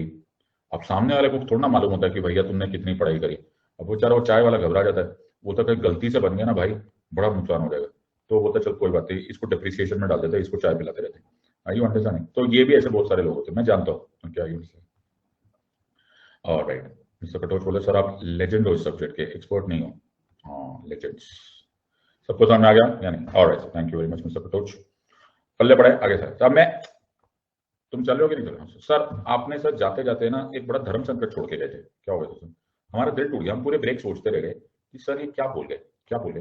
आप तो बोला मैं वीटो पढ़ाऊंगा, लेकिन मैं वीटो नहीं पढ़ाऊंगा, फिर आप तो बोला मैं वीटो पढ़ाऊंगा, मैं वीटो नहीं पढ़ाऊंगा। आप इतने किम कर्तव्य विमूढ़ क्यों थे? हैं, किम कर्तव्य विमूढ़, okay, why were you in such a dilemma? Okay, अरे डायलेमा वाले में नहीं था, ओके, डायलेमा, किम कर्तव्य विमूढ़, मेरे को बड़ा अच्छा लगता है ये वर्ड, किम कर्तव्य विमूढ़। आदमी बोलते बोलते आदमी को फैसला लेने का एबिलिटी आ जाए, ओके। सो किम कर्तव्य विमूढ़ता को छोड़ते हुए अब हम समझेंगे कि मैं इसको क्यों बोल के गया कि मैं veto, okay, veto, thank you Shivu ji, God bless you. तो वीटो नहीं पढ़ाता, तो मेरी बात समझने की कोशिश करो। ये जो वीटो है ना, वीटो, हाँ सर वीटो, ये बड़ा फेमस वर्ड है, हाँ सर बहुत ही फेमस वर्ड है, लेकिन जो आनंददायक स्थिति ये है कि वीटो वर्ड मेरे कॉन्स्टिट्यूशन में नहीं लिखा हुआ। क्या बात सर, दिल तोड़ दिया सर आपने, क्या बात सर, ऐसे मत बोलो सर, प्रेसिडेंट साहब के पास वीटो पावर है। स्कूल में मैम ने समझाया था सर सिविक्स के एग्जाम में कि वीटो करते हैं प्रेसिडेंट साहब, वीटो करते हैं, हमने न्यूज़पेपर में भी देखा है सर। आज आप ऐसे अनोखी अनोखी बातें करें, हमारा दिल टूट गया सर, ऐसा तुमने सुना तो था सर। सर कैसी बातें कर रहे हो, हमको, हमने स्कूल में पूरा पूरा काम किया था, हम लोगों ने पूरा रटा हुआ था, ऐसे थोड़ा होता सर। बट कमाल की बात, मेरा बच्चा ये है, इन्होंने बेबी, कि वीटो मेरे कॉन्स्टिट्यूशन ऑफ इंडिया में दिया ही नहीं हुआ। मेरे कॉन्स्टिट्यूशन में जो दिया हुआ है वो दिया हुआ है आर्टिकल 111। ओए होए सर, ये बड़ा अच्छा लग रहा है, 111, जैकपॉट लग गया। सबको समझ में आया कि नहीं? Everyone has understood? आर्टिकल 111, बड़े ध्यान से सुनना, ठीक है? आर्टिकल 111 बोलते हैं, इसका हेडिंग है असेंट टू द बिल्स। क्या है सर? ध्यान से सुनना बेटा, अभी तुम टॉपर बनने वाले हो, ऐसा शायद ही तुमने उस दिन, और एक ही बार में तुम्हें कितने सारे कॉन्सेप्ट क्लियर हो जाएंगे। असेंट टू द बिल्स, अच्छा ये इसका हेडिंग होगा। फिर इसमें लिखा हुआ है व्हेन अ बिल, अच्छा when a bill has been, ध्यान से सुनना, has been passed by the houses of the parliament. Sir both house बोलो ना, हाउसेस मतलब दो है ना, अच्छा अच्छा, houses of the parliament. Are you understanding this part? Language समझ में आई? इशारा देखना, ईश्वरो ईश्वर, सबको समझ में आ रहा है कि नहीं? तुम लोग होके चले गए हो, थम्स अप तो दे दो यार। तुम हो भूल भुलैया पार्ट 2 तो नहीं देख रहे हो? ना ना, अच्छा फिर मैं लगा तुम लोग निकल लिए नेटफ्लिक्स पे भूल भुलैया पार्ट 2 देखे हो। Okay, so when a bill has been passed by the houses of the parliament, it shall be presented to the president. हाँ सर, आपने बोला था सर, आपने बोला था no bill can become a law until and unless it is passed by both the houses of the parliament and assented to by the president. अब यही तो है, असेंट के बारे में तो पढ़ रहे हैं। अच्छा, एंड द, हाय बहुत ही समझ, एंड द प्रेसिडेंट, बेटा ध्यान से सुनना बेटा, तुम्हारा इमोशनल हो रहे हो तुम लोग। एंड द प्रेसिडेंट शैल, ओए हुई शाल आ गया सर, शैल डिक्लेयर आइदर, हुई हुई आइदर, दो में से एक चॉइस है सर। ओके, या तो मैगी खाऊंगा या पिज्जा खाऊंगा, आइदर, आइदर समझ में आया? That he assents to the bill, that he assents to the bill, assent मतलब मैंने हाँ बोला, assents to the bill, assents to the bill यानी कि उन्होंने हाँ बोला, सहमति दे दी। और सर और आ गया, आइदर था तो और भी आएगा ना, or that he withholds, रोक लो, क्या withholds करना है sir? assent therefrom। Are you understanding this or not? इसमें सिर्फ इतना लिखा है नेक्स्ट पैराग्राफ में, that provided that the president may as soon as possible after the presentation of the bill, as soon as possible, as soon as possible, ये जो भी फैसला करना है as soon as possible करना है। अच्छा, टाइम लिमिट भी नहीं दिया हुआ, as soon as possible after the presentation of the bill for assent, return the bill, ये रिटर्न कर सकते हैं, रिटर्न कर सकते हैं bill, provided it is not a money bill. बात समझ में आई या नहीं समझ आई? मैं फिर से बोल रहा हूं, बड़े ध्यान से देखो और सुनने की कोशिश करो। टेक्निकल लैंग्वेज है लेकिन अब तक तुम्हें आई गई होगी। When a bill has been presented, passed by both houses of the parliament, कोई भी बिल लो, दोनों हाउसेज ऑफ पार्लियामेंट से उसको पास करा दो, उसको प्रेसिडेंट हाउस भेज दो, ठीक है। प्रेसिडेंट साहब के पास दो चॉइसेस है, या तो वो उसको असेंट कर दें और वो लॉ बन जाए, ठीक है, या फिर वो विदहोल्ड कर दे असेंट। विदहोल्ड मतलब मैं अभी असेंट नहीं देना चाहता। विदहोल्ड करके क्या करेंगे? विदहोल्ड करके वो उस बिल को as soon as possible return कर सकते हैं। किसको? अरे किसको करेंगे? Both the houses of the parliament को। अच्छा, बट वो मनी बिल पर ये नहीं कर सकते। सर एक मिनट, वीटो कुठे लिखा है? वीटो लिखा ही नहीं है मेरे बच्चा। The word veto is not given anywhere in article 111। समझ में आया या नहीं आया मेरा बच्चा? अरे सर सबको समझ में आ रहा है या नहीं?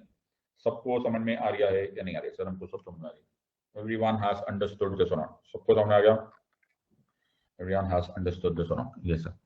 सो हमारे पास है सर, वीटो वर्ड लिखा ही नहीं हमारे पास। Everyone has understood this part. वो देखो मैं बोल रहा हूँ वीटो नहीं लिखा हुआ, वो अति होशियार आदमी है ना चाय की टपरी वाला, वो बोले सर पॉकेट वीटो, कुछ तो लिखो। ओके, अरे बाबा चाय की टपरी वालों को धमकी देना बाबा, यहाँ पे तो थोड़ा सा। Okay, everyone has understood this part. सबको समझ में आ रहा है या नहीं समझ में आ रहा है? Everyone has understood. सो अब हम समझने की कोशिश करते हैं सर वीटो क्या है। Okay, so now let me explain this to you. Okay, so अब हमारे पास ये, वैसे मेरे को ऐसा पूरा यकीन हो गया मतलब कि यूपीएससी सिविल सर्विस एग्जामिनेशन दुनिया की अमंग से इजीएस्ट एग्जाम है। क्यों? क्योंकि पढ़ने वाले इतने कम है, इतने माइनॉरिटी में लोग हैं जो पढ़ते हैं एज कंपेयर टू जो सिर्फ भीड़ है, कि अगर तुमने ढंग से पढ़ लिया ना, it is practically impossible for you not to beat the competition.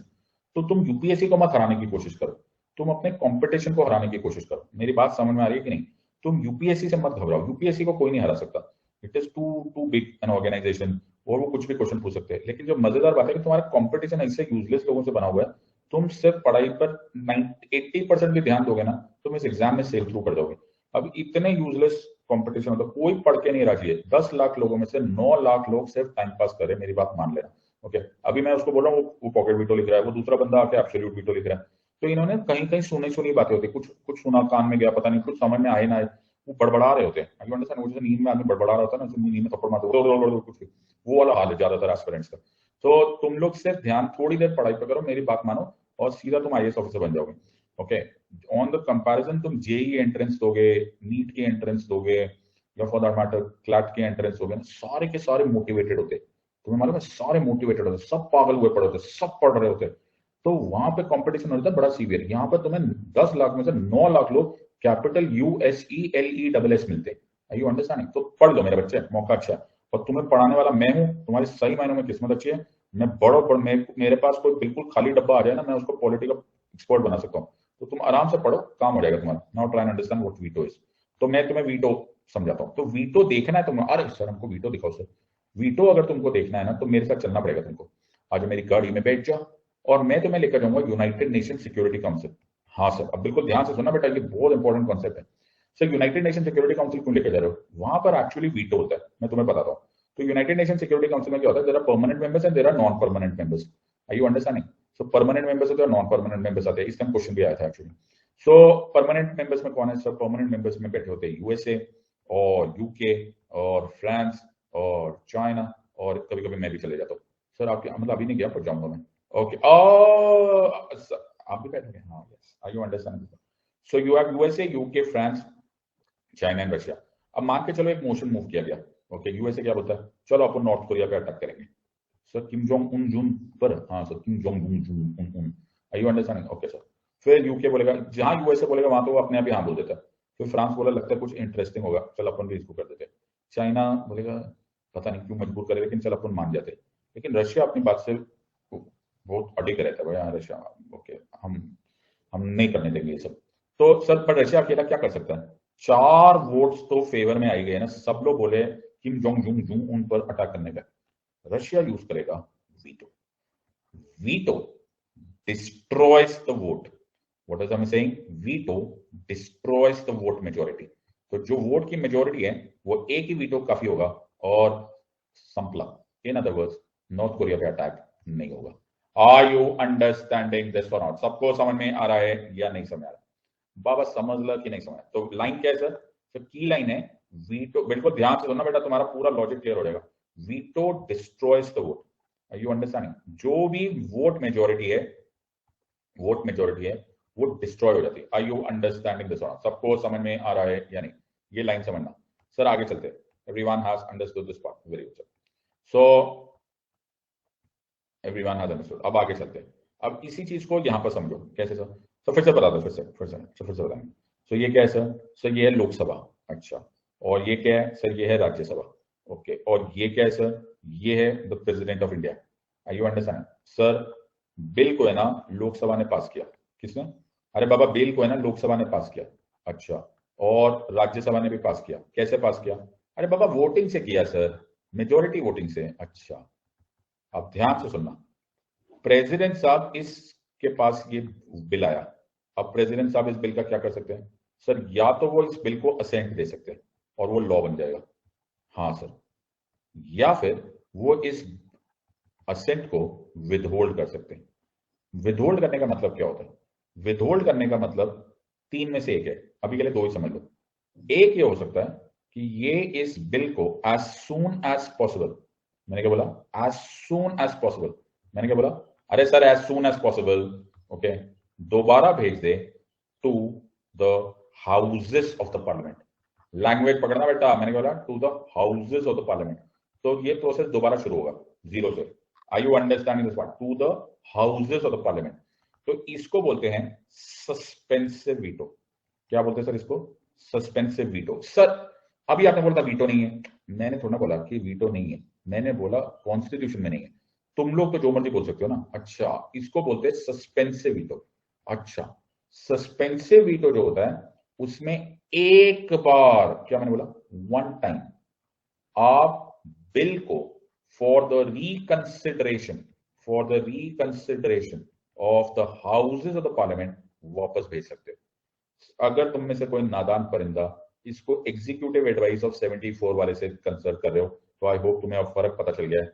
Veto president और पार्लियामेंट के बीच का रिश्ता है, वो वाली एडवाइस प्रेसिडेंट और प्राइम मिनिस्टर के बीच की है।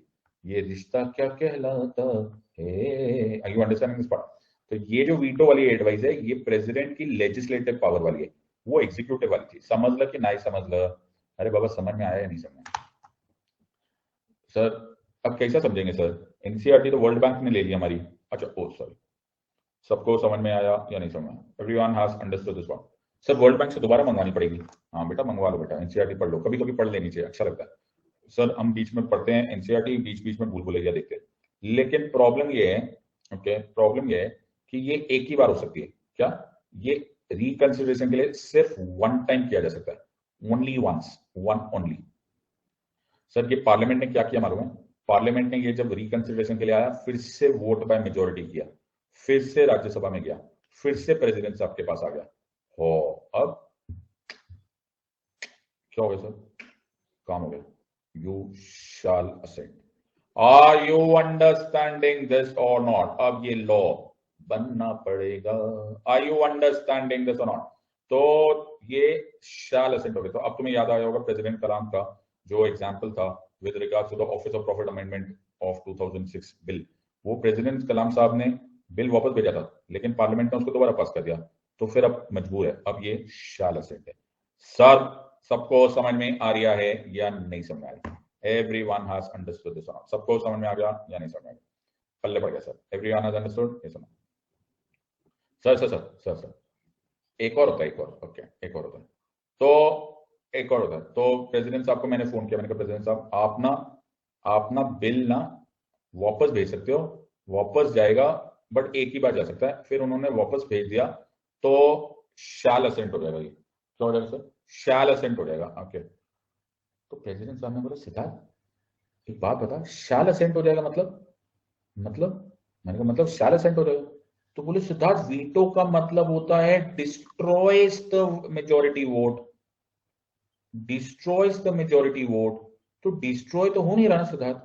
इनका प्रेसिडेंट साहब मुझे क्या पता, लोगों का कहना है कि ये सस्पेंसिव वीटो है। अपन के यहाँ पे वीटो वर्ड लिखा ही नहीं है आर्टिकल 111 में, वहां पर सिर्फ ये बोला है कि आप विदहोल्ड कर सकते हो assent and as soon as possible आप रिकंसिडरेशन के लिए इसको भेज दो।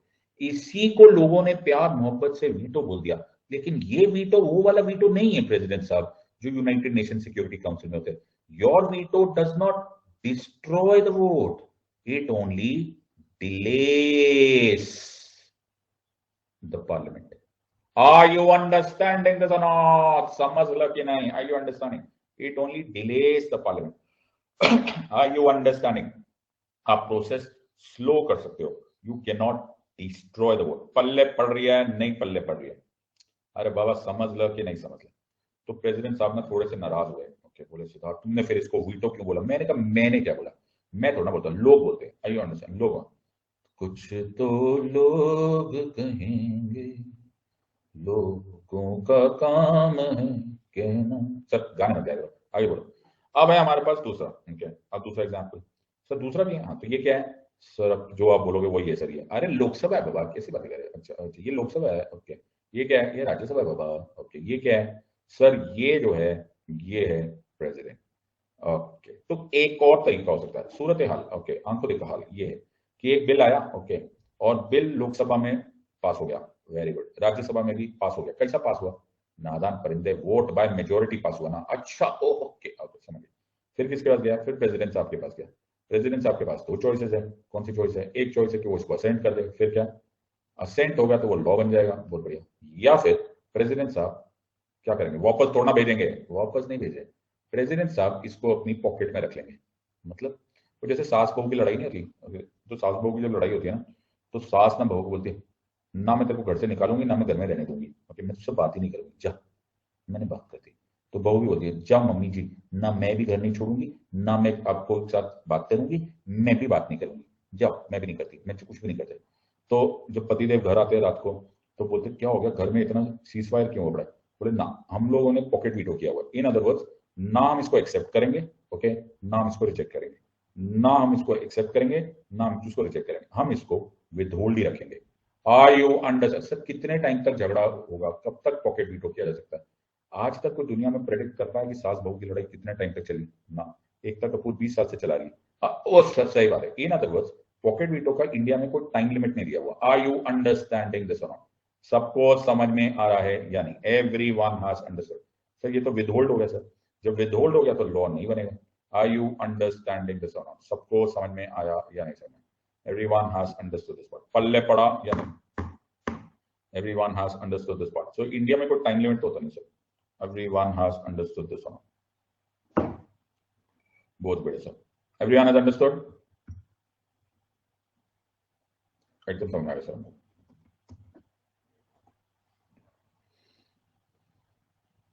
ओके, तो आगे चलते हैं।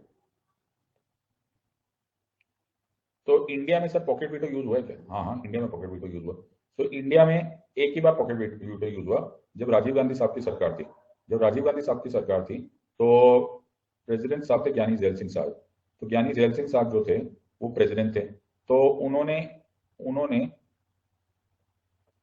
पॉकेट वीटो का इस्तेमाल किया था। अच्छा, और पॉकेट वीटो का इस्तेमाल किया था उन्होंने राजीव गांधी का एक पोस्टल अमेंडमेंट रूल्स थे, पोस्टल अमेंडमेंट एक्ट, उसको उन्होंने विदहोल्ड कर दिया। बोला ना मैं पास करूंगा भाई, ओके, और ना मैं इसको पास करूंगा और ना ही मैं इसको वापस भेजूंगा। इसको बोलते हैं pocket veto. Are you understanding this? सबको समझ में आ रहा है या नहीं? सो ये बहुत ही इंपॉर्टेंट कॉन्टेक्स्ट है। और ये पोस्टल अमेंडमेंट लॉ एकमात्र ऐसा एग्जाम्पल है, इफ आई एम नॉट, मतलब एक्चुअली थ्योरेटिकली अगर मैं देखूं तो सही मायने में केवल एक बार ही पोस्टल अमेंडमेंट लॉ था जिसको कि हमने देखा है कि ये पास हुआ है। Are you understanding? और जिसको पॉकेट वीटो यूटिलाइज किया गया। आर यू अंडरस्टैंडिंग दिस और नॉट? सबको समझ में आया? Yes sir. Everyone is clear? Got it? Yes sir. पहले बड़ा तो पॉकेट वीटो, तो मेरे तो बड़ा ही इंटरेस्टिंग कॉन्सेप्ट हो गया। क्या सर? मैंने फिर प्रेसिडेंट साहब को फोन किया, मैंने कहा प्रेसिडेंट साहब बिल नहीं बना। तो प्रेसिडेंट साहब बोले यार मैंने ना बिल बनने ही नहीं दिया, मैंने लॉ को बनने ही नहीं दिया। Are you understanding this part? सबको समझ में आ रहा है या नहीं आ रहा है? तो प्रेसिडेंट साहब बोले देखा मैंने ना डिस्ट्रॉय कर दिया वोट को। मैंने कहा नहीं नहीं नहीं नहीं, वो डिस्ट्रॉय नहीं हुआ, आज आपने पॉकेट वीटो यूज किया। जब तक आपका पॉकेट वीटो है तब तक लॉ नहीं बनेगा, लेकिन हो सकते हैं जो नेक्स्ट प्रेसिडेंट आ जाए वो इसको असेंट दे दे, और जब असेंट हो जाएगा तो लॉ बन जाएगा। हो, ये तो दोनों गड़बड़ होगी। मतलब अभी भी ये वीटो तो ना हुआ। आर यू अंडरस्टैंडिंग दिस और नॉट? सबको समझ में आया या नहीं आया? वीटो का मतलब होता है to destroy the vote. Are you understanding this? सबको समझ में आया या नहीं समझ? Everyone is clear with this और not? So veto means to destroy the vote, लेकिन प्रेसिडेंट साहब आपने फिर से केवल किया है डिले। क्या किया है? Delay. Are you understanding this और नॉट? सबको समझ में आ रहा है या नहीं समझ? रियाना, तो क्या हो रहा है सर? दोनों ही केस में, चाहे वो सस्पेंसिव वीटो हो चाहे पॉकेट वीटो हो, you are merely delaying the process. Are you understanding this और not? You are merely delaying the process. तो सस्पेंसिव वीटो में भी प्रेसिडेंट साहब डिले ही कर रहे हैं और पॉकेट वीटो में भी प्रेसिडेंट साहब डिले ही कर रहे हैं। सर प्रेसिडेंट साहब होने वाले गुस्सा आपसे, क्यों? क्योंकि आपने बोला था वीटो वीटो वीटो, वीटो का मतलब होता है डिस्ट्रॉय द वोट, और अब आप बोल रहे हो कि डिस्ट्रॉय विस्ट्रॉय नहीं होता, डिले होता है। तो आपसे प्रेसिडेंट साहब एक बोलेंगे कि फिर तुमने वीटो वर्ड ही क्यों यूज किया? मैंने कहा मैं तो ना यूज कर रहा हूँ, लोग बोलते हैं, कुछ तो लोग कहेंगे। सर हद हो गई। Everyone has understood this part?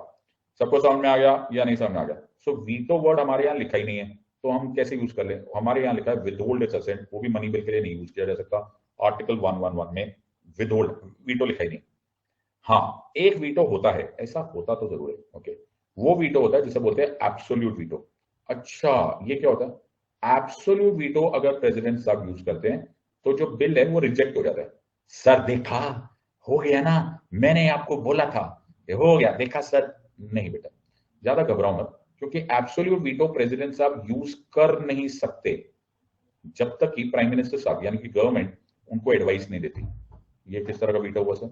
ये कैसा वीटो है? नहीं, ये अलग टाइप का वीटो है। तो गवर्नमेंट की एडवाइस के बिना प्रेसिडेंट साहब एब्सोल्यूट वीटो यूज नहीं करती। गवर्नमेंट बिल्स में इसलिए कभी भी एब्सोल्यूट वीटो यूज ही नहीं होता।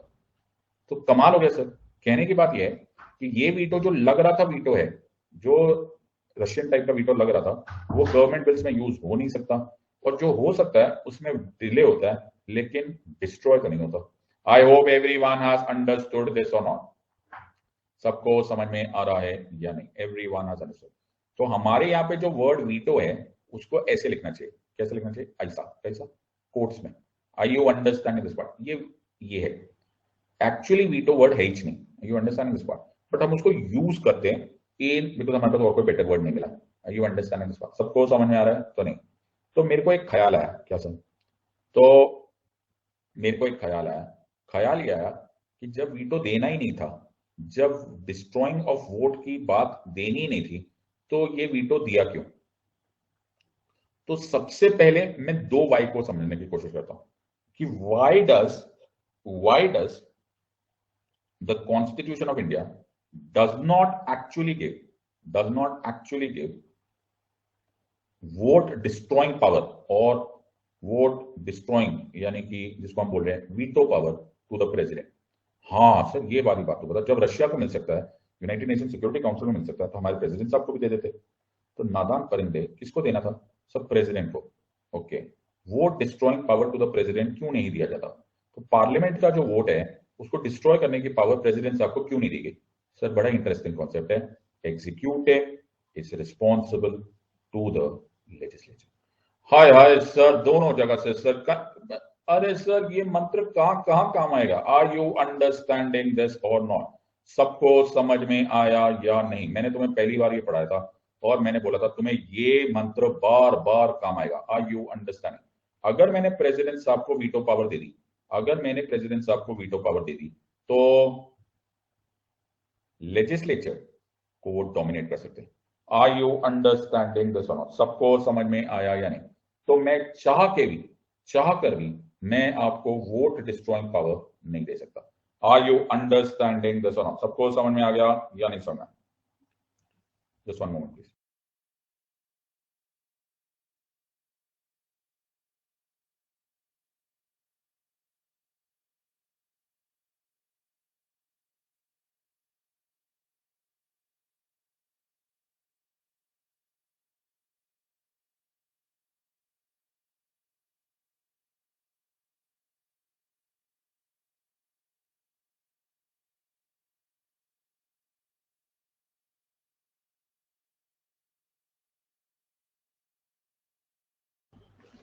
Very good. लेकिन इसके साथ साथ एक बहुत ही फंक्शनल इंपॉर्टेंस है। Are you understand this part? So इसके साथ एक बहुत ही फंक्शनल यूटिलाइजेशन है वीटो पावर की। तो अब तुम्हारे मन में ख्याल आएगा कि सर जब वोट डिस्ट्रॉइंग पावर देनी ही नहीं थी, तो भाई फिर आर्टिकल 111 भी ना देते, है ना? जब executive is responsible to legislature ही रखना ही था, तो जी फिर क्या करना है? फिर ये सब, ये आर्टिकल 111 भी क्यों दिया था? हमारा भी थोड़ा सिलेबस कम हो जाता। ओके, तो ये भी क्यों दिया? अब भाई तो दुनिया का जो सबसे बड़ा लॉ है, हाँ वो ये है कि doctor Ambedkar is never wrong. क्या? हाँ, दुनिया का जो सबसे बड़ा लॉ है, जो इटर्नल ट्रुथ है, वो है कि डॉक्टर अंबेडकर से बड़ा जीनियस धरती पे पैदा ही नहीं हुआ। ओके, और अगर उन्होंने कुछ दिया है तो उसमें जरूर कोई ना कोई वजह होगी। क्या है सर? सो वजह मैं तुम्हें समझाता हूँ। Everyone has understood this part. So इसको समझने की कोशिश करो and get this picture very very clear कि हमारा आर्टिकल 111 ऑफ द कॉन्स्टिट्यूशन, केवल डिलेइंग द बिल की पावर दे रहा है। क्या दे रहा है सर? डिलेइंग द बिल की पावर दे रहा है। आर यू अंडरस्टैंडिंग दिस और नॉट? Yes sir. सबको यहां तक समझ में आ गया? अब सारा खेल है कि डॉक्टर बाबा साहब ने हमको डिलेइंग द पावर तो दे दी, लेकिन डिस्ट्रॉइंग द पावर तो नहीं दी। तो डिलेइंग की पावर क्यों दी? हाँ सर, तो अब समझने की कोशिश करो and let me get back. तो एक दिन मैं अपनी गाड़ी में जा रहा था। तुम्हें आओगे मेरी गाड़ी में? ना सर। तो ये कौन सी गाड़ी है? ये थार है, थार। ओके, ओए बड़ी स्ट्रॉन्ग गाड़ी है, बड़ी सॉलिड गाड़ी है। सो मैं जब थार में बैठ के जा रहा था, मैं कहा आए गड्डी जाती है छलंग मार दी, मैनू याद आए मेरे यार दी। सो मैं जब थार में जा रहा था, सर कैसी थार है? अरे ये सर फिगरेटिव है। ओके, थार बड़ी स्ट्रॉन्ग गाड़ी। सो सर थार लिखा होता है उस पर। अच्छा, बहुत बढ़िया। तो ये मैं बैठा हुआ हूँ, अच्छा, और ये मेरा दोस्त बैठा हुआ है। अच्छा, तो मेरा जो दोस्त है संता सिंह है। ओके, संता सिंह ना बड़ा स्ट्रॉन्ग आदमी है, क्या बात कर, बड़ा स्ट्रॉन्ग आदमी। भाई की हाइट 6 फुट 5 इंच है। ओए हुई, फुल मसल। ओके, भाई के पास पैसे ही पैसे, पैसे ही पैसे, क्वीन की फोटो वाले पौंड भरे हुए। ओए हुए, पैसे ही पैसे, dollar pound euro. Okay, plus उसके पास गन भी है। ओए होए, बहुत ही बड़ा स्ट्रॉन्ग है। जब आदमी के पास इतना स्ट्रेंथ होती है ना भाई फ्रेंड, ओके, जब इतनी स्ट्रेंथ होती है ना, जब इतनी पावर होती है ना तो वो एरोगेंट हो जाता है। क्या हो जाता है सर? एरोगेंट। ओके, फिर वो किसी से नहीं डरता। आई यू अंडरस्टैंड? एरोगेंट हो गया सर, अकड़ हो गई सर बंदे को। आई यू अंडरस्टैंड? फिर वो है ना बिना सोचे समझे, without any thinking, without any thinking, बेटा समझना ये कॉन्सेप्ट, विदाउट एनी थिंकिंग वो एक्शन करता है। जब विदाउट एनी थिंकिंग तुम एक्शन करते हो तो अंग्रेजी भाषा में उसको बोला जाता है नी जर्क रिएक्शन। क्या बोलते हैं सर उसको? नी जर्क रिएक्शन। क्या बोलते हैं सर उसको? नी जर्क रिएक्शंस और नी jerk actions. You understanding? Medical भाषा में नी जर्क एक्शंस का मतलब होता है जो इनवॉलंटरी होते हैं। हमारे बीच में जो डॉक्टर साहिब बैठे होंगे या साहिबाएं बैठे होंगे उनको मालूम होगा। नी जर्क एक्शंस का मतलब होता है कि पटेला पे मारो मेडिकल हैमर, टक करके अपने आप ही नी जर्क कर जाता है। ओके, तो नी जर्क रिएक्शन अंग्रेजी भाषा में बोला जाता है जब आप ऐसा कोई काम करते हो जो बिना सोचे समझे किया जाता है। यहां तक बात सबको समझ में आ गई या नहीं समझ में? सो जब मैंने तुम्हें यहाँ तक लाइन क्या बोली कि जब तुम्हारे पास पावर जरूरत से ज्यादा होगी तो there will be arrogance, arrogance means there will be no thinking, no thinking मतलब you will do knee jerk actions. Are you understanding this part? सबको यहाँ तक बात समझ में आ रही है या नहीं समझ आ रही? Everyone is understanding the concept here? Yes sir, हमको समझ आ गया। So now this is my friend, यहाँ तक सबको समझ में आ गया? पहले मैं पूछ लेता हूँ, everyone is clear with this or not? यहाँ तक absolutely clear है? Yes sir, बहुत बढ़िया सर।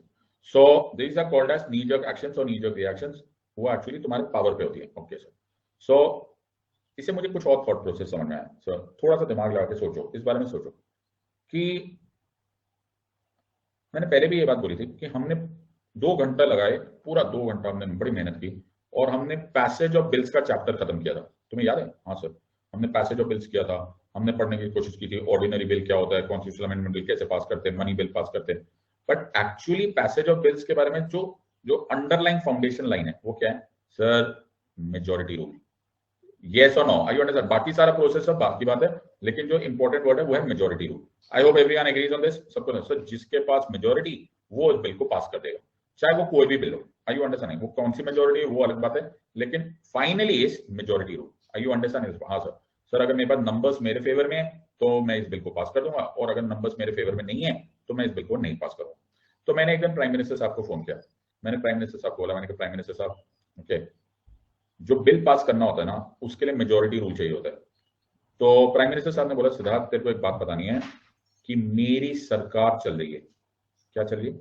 मेरी गवर्नमेंट चल रही है। क्या मैंने बोला सर? मेरी गवर्नमेंट चल रही है।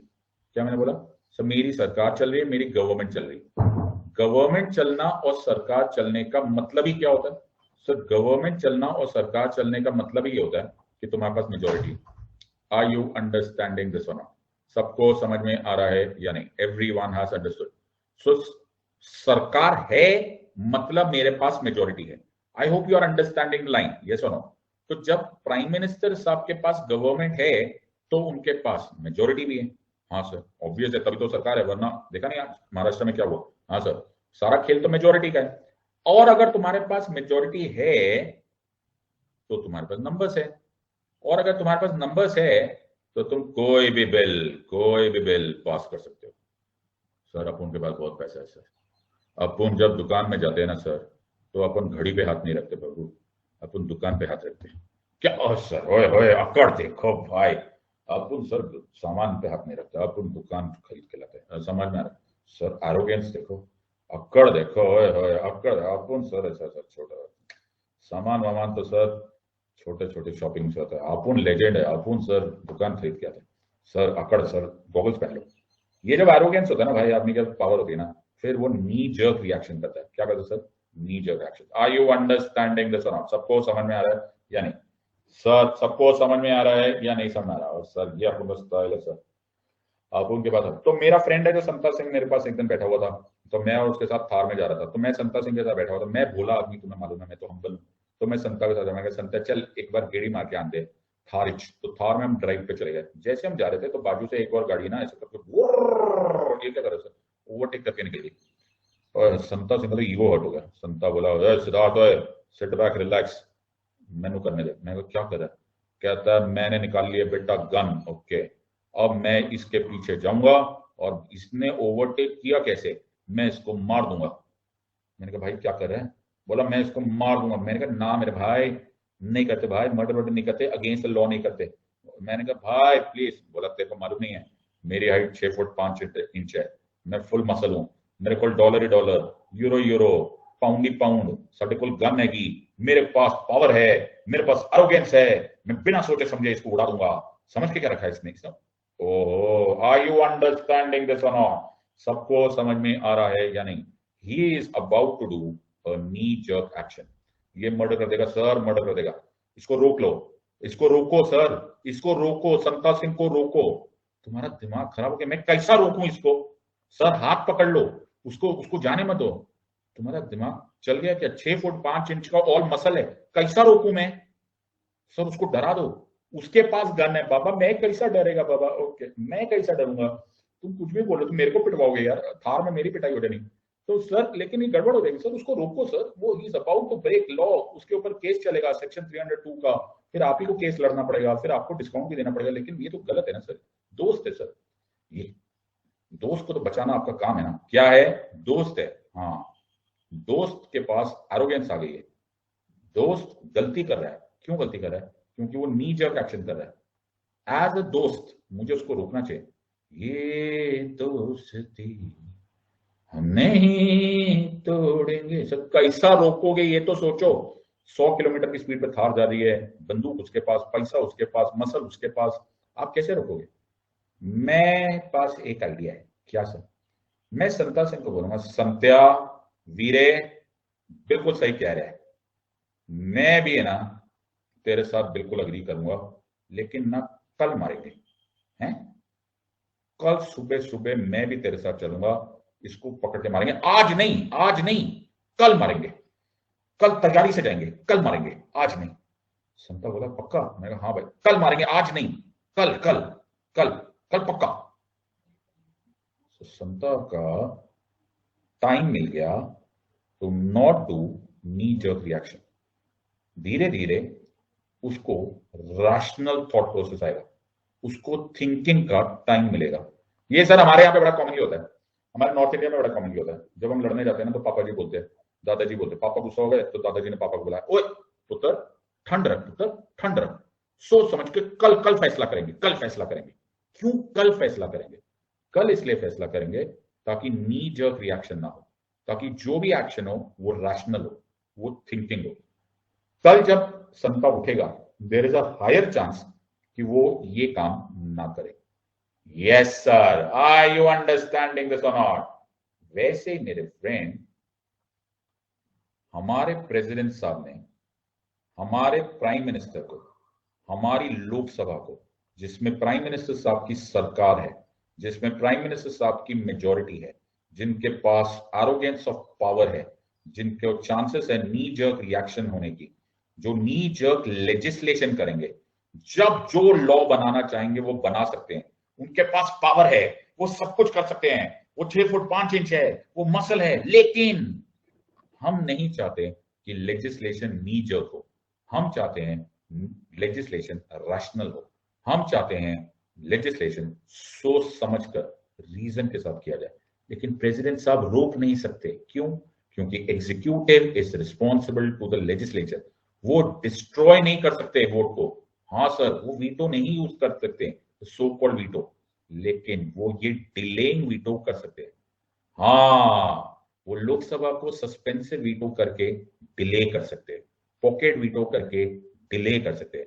वो संता सिंह को बोल सकते हैं कल करेंगे भाई, कल करेंगे, तब नी जर्क एक्शन नहीं होगा, रैशनल प्रोसेस होगा।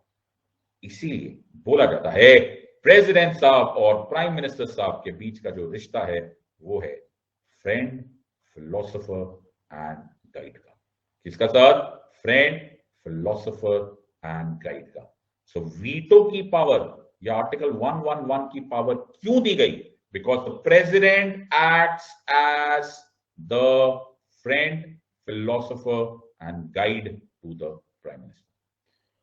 Polity like never before. This is called 24 karat rock solid preparation. मुझे भी वो किताब दिखाना जिसमें ये बात बताई गई हो। अरे sir, are you understanding this? सबको समझ में आ रहा है या नहीं? Everyone has understand? सबको समझ में आया? सो आर्टिकल 111 कितनी अच्छी तरह से कनेक्टेड है, ओके, कनेक्टेड कितनी अच्छी तरह से to the existing interaction between the legislative and the executive and the executive and the executive. तो एग्जीक्यूटिव का रिश्ता लेजिस्लेटिव से कितनी अच्छी तरह से क्लियर है सर? वीटो है लेकिन वीटो नहीं है। आर्टिकल 111 एक्चुअली वीटो पावर्स नहीं देता। In other words, it does not destroy the vote, it does not destroy the vote. Yes, why? Because हमारे पास फॉर्मूला है ना sir, executive is responsible to the legislature. लेकिन एक रिश्ता और है, क्या सर? कि प्रेसिडेंट साहब as the executive, the head of the government, that is prime minister के friend, philosopher and guide. Are you understanding this? तो वो डिले करते हैं। Thank you Krishna, thank you Madhusudan. Friend, philosopher and guide है ये sir, और ये हमको दिखता है बिकॉज वो डिले करते हैं।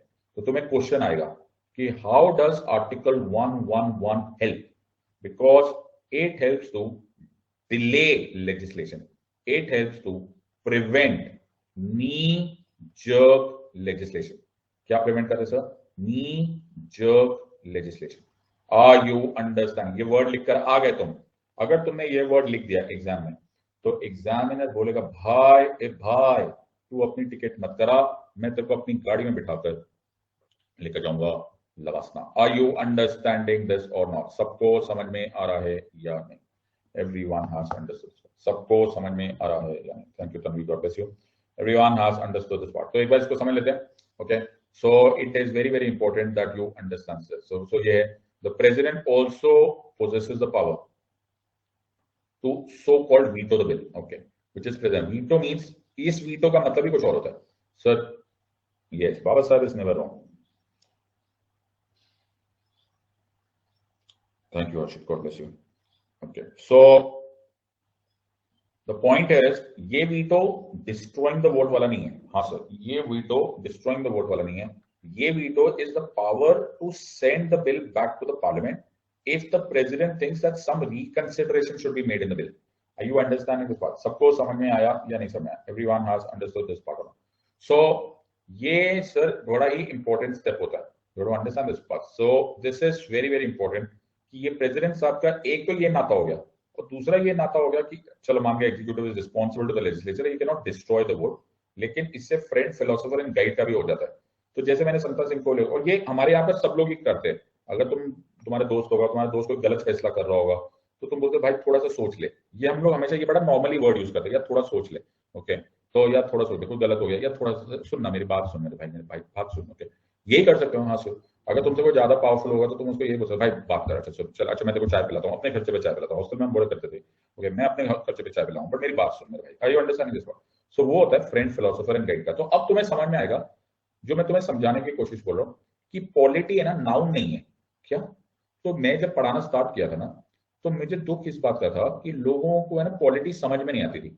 और मुझे बहुत सारे, मुझे आज भगवान की दया है कि तुम लोगों ने मुझे हजारों मेरे को, I don't know how many, मेरे को रोज आता है, मैं रोज टेलीग्राम पे शेयर भी करता हूँ। तो I am very very happy कि तुम लोग अपने थॉट प्रोसेसेस मुझे वो डेडिकेट करते हो, मैसेजेस में वो शेयर भी करता हूँ तुम्हारे साथ। एंड अगर तुम्हें ऐसा लग रहा हो कि दोस्त डोंट मैटर टू मी, दोस्त really matter to me, that makes me a better person, a far better educator, that really helps me. और you make, those are those memories that I will cherish for the rest of my life कि मैंने जो hard work किया और मैंने जो अच्छी intention से तुम्हें पढ़ाने की कोशिश की, that has been appreciated। तुम्हें कम्युनिकेट कर पाया, मैं तुम्हें कनेक्ट कर पाया। लेकिन जब मैं पढ़ाना स्टार्ट कर रहा था ना तो मैंने नोटिस किया पॉलिटी बहुतों को कंफ्यूजिंग लगती थी, नहीं आती थी। इसलिए मेरे को ज्यादातर जो कमेंट्स आते हैं उसमें लिख कर आते sir, you made the subject very interesting, you made the subject very easy. उसका एक रीजन ये भी है क्योंकि ज्यादातर लोगों को पॉलिटी समझ में इसलिए नहीं आती थी क्योंकि वो नाउन समझते थे, वो उसको संज्ञा समझते थे। संज्ञा, पॉलिटी संज्ञा नहीं है। उसको हिंदी में जो संज्ञा समझते हैं ना, नाउन, वो नाउन नहीं है, वो एक तरह का वर्ब है। ये करना होता है, ये वो तरीका है जिससे तुम्हारी राज व्यवस्था काम कर रही है। ये एक मशीन का काम करने का तरीका है, ये एक सिस्टम का काम करने का तरीका है। तो कल जब तुम आईएएस ऑफिसर्स बनोगे तुम्हें मेरी ये सारी बातें बड़ी याद आएंगी जब तुम आईपीएस, क्योंकि तुम्हें ये स्ट्रक्चर, ये मशीन चलती कैसे समझ में आ जाएगा। Are you understanding this part? मैं समझा पा रहा हूँ कि नहीं? वरना ये अगर नाउन समझ के, जैसे हम लोग को स्कूल में पढ़ाया जाता है या ज्यादातर टीचर्स पढ़ाते हैं, वो उसको नाउन समझ के यार एक प्रेसिडेंट होता है, एक वाइस प्रेसिडेंट होता है, एक प्राइम मिनिस्टर होता है। मुझे ये बात बताओ कि ये तीन पार्ट्स एक दूसरे के साथ इंटरैक्ट कैसे करते हैं? How do they interact? Why do they interact? Where are the problems? Where are the solutions? कौन पहले वर्क करता है, कौन बाद में वर्क करता है, कौन फर्स्ट वर्क करता है, कौन सजेस्ट करता है, कौन लेजिस्लेचर को डोमिनेट करता है, and so on so. It is the working parts, are you understanding? ये क्रिया है। दैट इज वाई मैंने इसको जब पढ़ाना स्टार्ट किया तो मैंने तुमको रोज के हमारे रोज रूटीन लाइफ में कैसे हम लोग करते हैं। तो दादाजी और पापा जी का रिश्ता एक्चुअली कोई बुक में नहीं लिखा होगा, लेकिन प्रेसिडेंट और प्राइम मिनिस्टर का रिश्ता एक्चुअली वैसा ही है। जय और वीरू का हमने पिक्चर देखी हुई है, पर प्रेसिडेंट और प्राइम मिनिस्टर का वो भी है। तो हम एक उम्र के बाद अपने पापा के साथ, ओके, तुम भी जानते ही हो, हम एक उम्र के बाद अपने पापा के साथ सिर्फ पापा ही नहीं रहते, पापा बेटे का रिश्ता नहीं रहता, या पापा बेटी का रिश्ता नहीं रहता, वो पापा दोस्त भी बन जाते। ओके, वो पापा के पास तुम जाते हो तो पूछते भी हो कि पापा क्या करूं, कोई मुसीबत हो रही है। Are you understanding this part? So एक जगह पे वो दादाजी पापा जी का रिश्ता है, एक जगह पे वही दादाजी तुम्हारे पापा का काम, तुम्हारे दोस्त का काम करते हैं। तो तुम फिर उनके पाँव के पास जाओगे, बोलेंगे तो पापा के बाद मैं जाता हूँ, पापा बड़ी प्रॉब्लम हो रही है। तो पापा बोले क्या हुआ बेटा, बता तक की होते हैं 10। Okay, are you understanding this? सबको समझ में आया? So this is how you should study polity, and this is what is polity all about. So the point here is, दोनों रिश्ते बरकरार रहने चाहिए. If the parliament sends the bill again without any changes, then the president has to give us it. Why? Because executive is responsible to the legislature. Are you understanding this? सबको समझ में आ रहा है या नहीं? Everyone has understood this one. So very important way. This is how you understand subject. और हम लोग next time करेंगे ordinances. Okay, और इसमें एक लेजिस्लेटिव पावर में तुम्हें ये भी बात मालूम ही है वैसे तो, इसको मैं रिपीट करने की जरूरत नहीं है, तुम्हें थोड़ा बहुत याद होगा। लेजिस्लेटिव पावर में तुम्हें ये भी मालूम है कि प्रेसिडेंट साहब ही सम्मन करते हैं पार्लियामेंट को, ये हमने किया हुआ है। प्रोरोग भी प्रेसिडेंट साहब ही करते हैं सर, काम स्टार्ट भी प्रेसिडेंट साहब ही करवाते हैं और छुट्टी पे भी प्रेसिडेंट साहब ही भेजते हैं। और प्रेसिडेंट साहब डिसॉल्व भी कर सकते हैं लोकसभा को, हाँ, but only on the advice of the prime minister. Are you understanding this? सबको समझ में आया या नहीं? सो प्लीज हमेशा कभी भी मिस मत करना कि real head executive prime minister. Are you understanding this? सबको समझना है अब? Everyone has understood this? So you must understand each of these things and then get this point clear. तो मुझे तुम्हारे लिए एक मेजर अनाउंसमेंट करनी है, मैं पहले एक अनाउंसमेंट कर देता हूँ। आज शाम को 7 बजे, ओके, आज शाम को 7 बजे मैंने तुम लोगों के लिए एक handpick session, handpick polity questions के सेशन टेस्ट के फॉर्म में किया हुआ है। सो मैं उसका पिन कर रहा हूं मैसेज